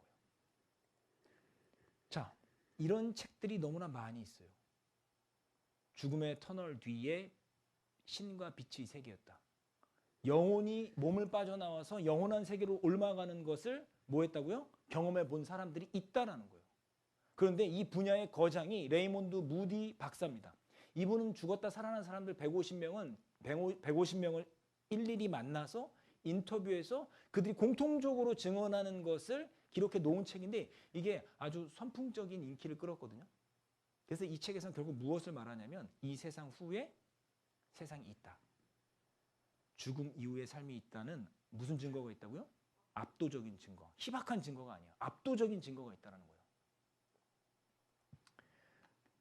그리고 여기 모리스 롤링스 박사. 우리나라에서는 사후의 세계라는 이름으로 번역된 책인데요. 이분이 심장병 전문 의입니다. 근데 이분이 어떤 경험을 했냐면 원래 믿지 않았어요. 그 하나님을 믿는 사람이 아니에요, 이분은. 그런데 이분이 심폐소생술을 하다가 미처 살려내지 못한 사람이 있었던 겁니다. 근데 환자가 막 들어오다 보니까 일단 이 죽은 사람을 그냥 거기다 두고 다른 방에 가서 다른 환자를 또 처치하고 또 다른 방에 가서 자기 업무를 막 봤어요. 그런데 그 사람은 이제 바쁜 업무를 다 마무리하고 이제 그 시신을 치우려고 갔는데 그 사람이 살아나서 앉아 있는 거예요. 깜짝 놀란 거예요. 어떻게 살아나냐고. 저도 몰라요. 그러면서 이야기를 하는데 그분이 뭐라고 말하냐면 내가 죽어 있을 때 당신이 누구를 어떻게 치료했는지 그리고 당신이 당신 방에서 어떠한 업무를 했는지를 쭉 말하더라는 겁니다. 근데 공통적인 증언들이 있거든요. 몸이 육체를 빠져나왔다. 둥둥 떠 있었다. 내가 내 죽은 몸을 봤다. 빛에 이끌려 어디로 갔다. 그리고 나의 태어나면서 죽을 때까지의 어떤 그 죄에 대해서 인식이 쫙 펼쳐졌다. 파노라마처럼. 그리고 모든 사람들은 그냥 벽과 이런 것들을 그냥 통과했다. 그리고 그들이 이 공간에 없었음에도 불구하고 저기서 뭘 하고 있는지를 다 봤다라는 것. 우리가 가끔 뭐 영화 같은 데 보면은 나오는 것들 있잖아요. 그 슈퍼맨이 눈이 뚝 보면 저기서 뭐 하고 있는 거 그런 것처럼. 그런 것처럼 그렇게 봤다라는 거예요. 그래서요. 이 도쿄대 병원 응급실 책임 교수가 있는데 이런 말을 합니다. 먼저 그곳을 저 세상이라고 불러야 할지 아니면 뭐라고 불러야 할지는 모르겠지만 확실히 건너편은 뭐라고요? 있다는 것이다. 그리고 그 세상은 영원해요. 공통된 증언들. 내 주위에 있던 사랑하는 사람들이 내 죽음을 슬퍼하는 것을 느꼈다. 슬퍼하는 사람들에게 뭔가 얘기를 하고 싶었지만 의사소통이 되지 않았다. 갑자기 내 자신의 몸으로부터 빠져나오는 것을 경험했다. 강한 자석이 쇳가루에 끌려가듯이 내가 어디론가 끌려가는 것을 경험했다. 이러한 공통된 증언들이 계속 발견됩니다. 오늘날 이 분야의 권위자는 제프리 롱 박사. 그래서 죽음 그 후라는 그 제목의 책을 10년 동안 1,300명의 그 임사체험자들을 연구해서 보고서로 작성한 겁니다.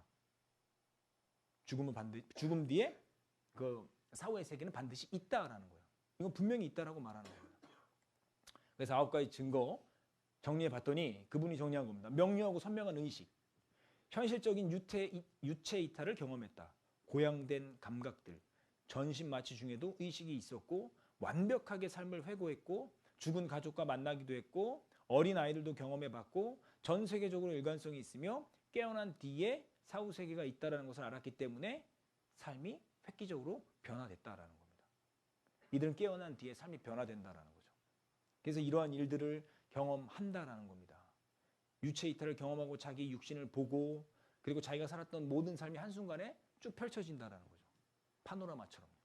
그런 것들을 경험한 사람들을 우리가 그것이 알고 싶다라는 곳에서 수년 전에요. 인터뷰를 해서 정리한 자료가 있습니다. 한번 보시죠. 예, 절 보시죠. 잠깐 칠판을 보도록 하겠습니다. 자, 우리가 이제 죽음이 끝이 아니다. 저런 경험해 보신 분들의 증언을 통해서 우리가 알 수 있잖아요. 그러니까 오늘 배운 내용들 한번 쭉 정리를 한번 해보시자고요. 저는 지금 어떤 입장으로 여러분들 앞에 서 있냐면 여러분들이 성경을 근거로 해서 거듭나야지만 천국에 갈 수 있다. 여러분들에게 처한 운명은 여러분들이 죽음 이후에 하나님을 만나는데 그 하나님을 만날 때 만날 준비가 안 돼 있는 사람들은 심판받아서 영원한 지옥에 간다라는 거잖아요. 그렇기 때문에 이 부분을 위해서 제가 처음에 생각을 해야 된다고 말씀드렸어요. 이 생각을 하기 위해서는 성경을 통해서 하나님이 정말로 살아 계신가를 알아야 된다는 거죠.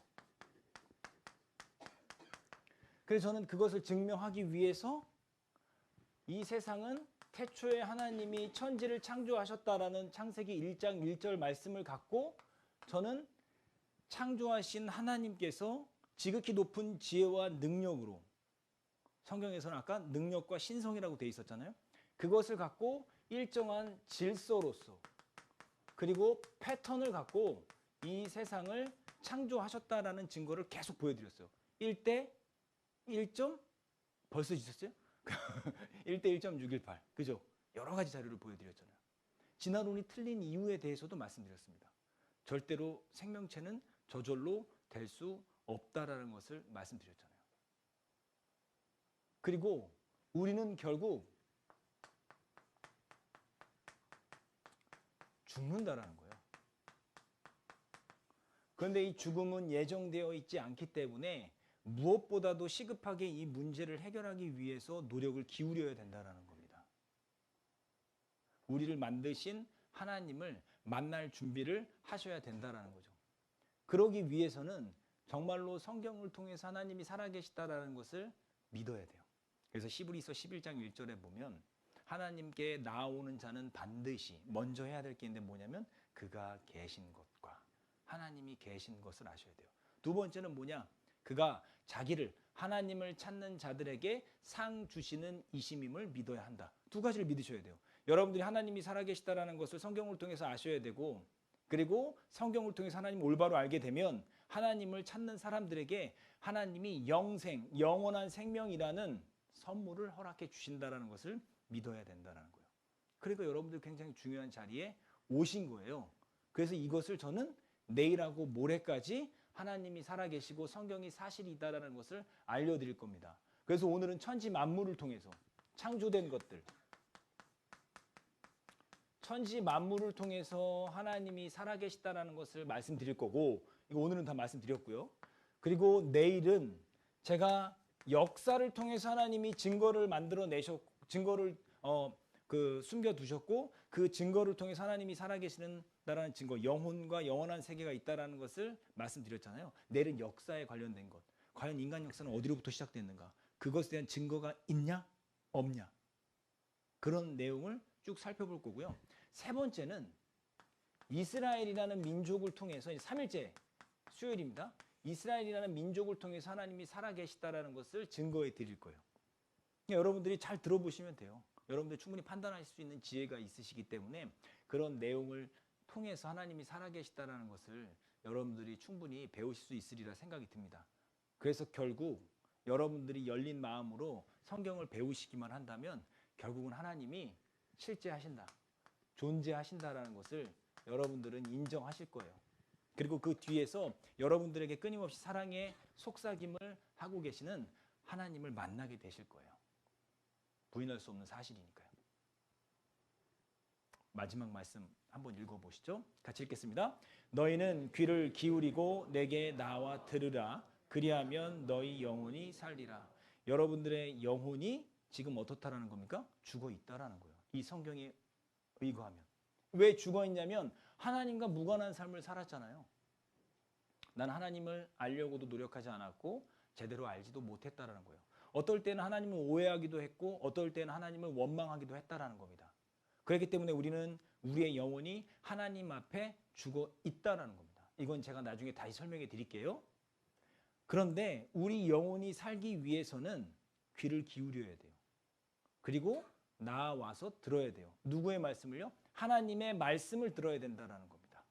하나님의 말씀인 성경을 통해서 여러분들이 귀를 기울이고 그 말씀을 듣기 위해 노력할 때 여러분들의 영혼이 거듭난다라는 거예요. 다시 태어나야 된다라는 거예요.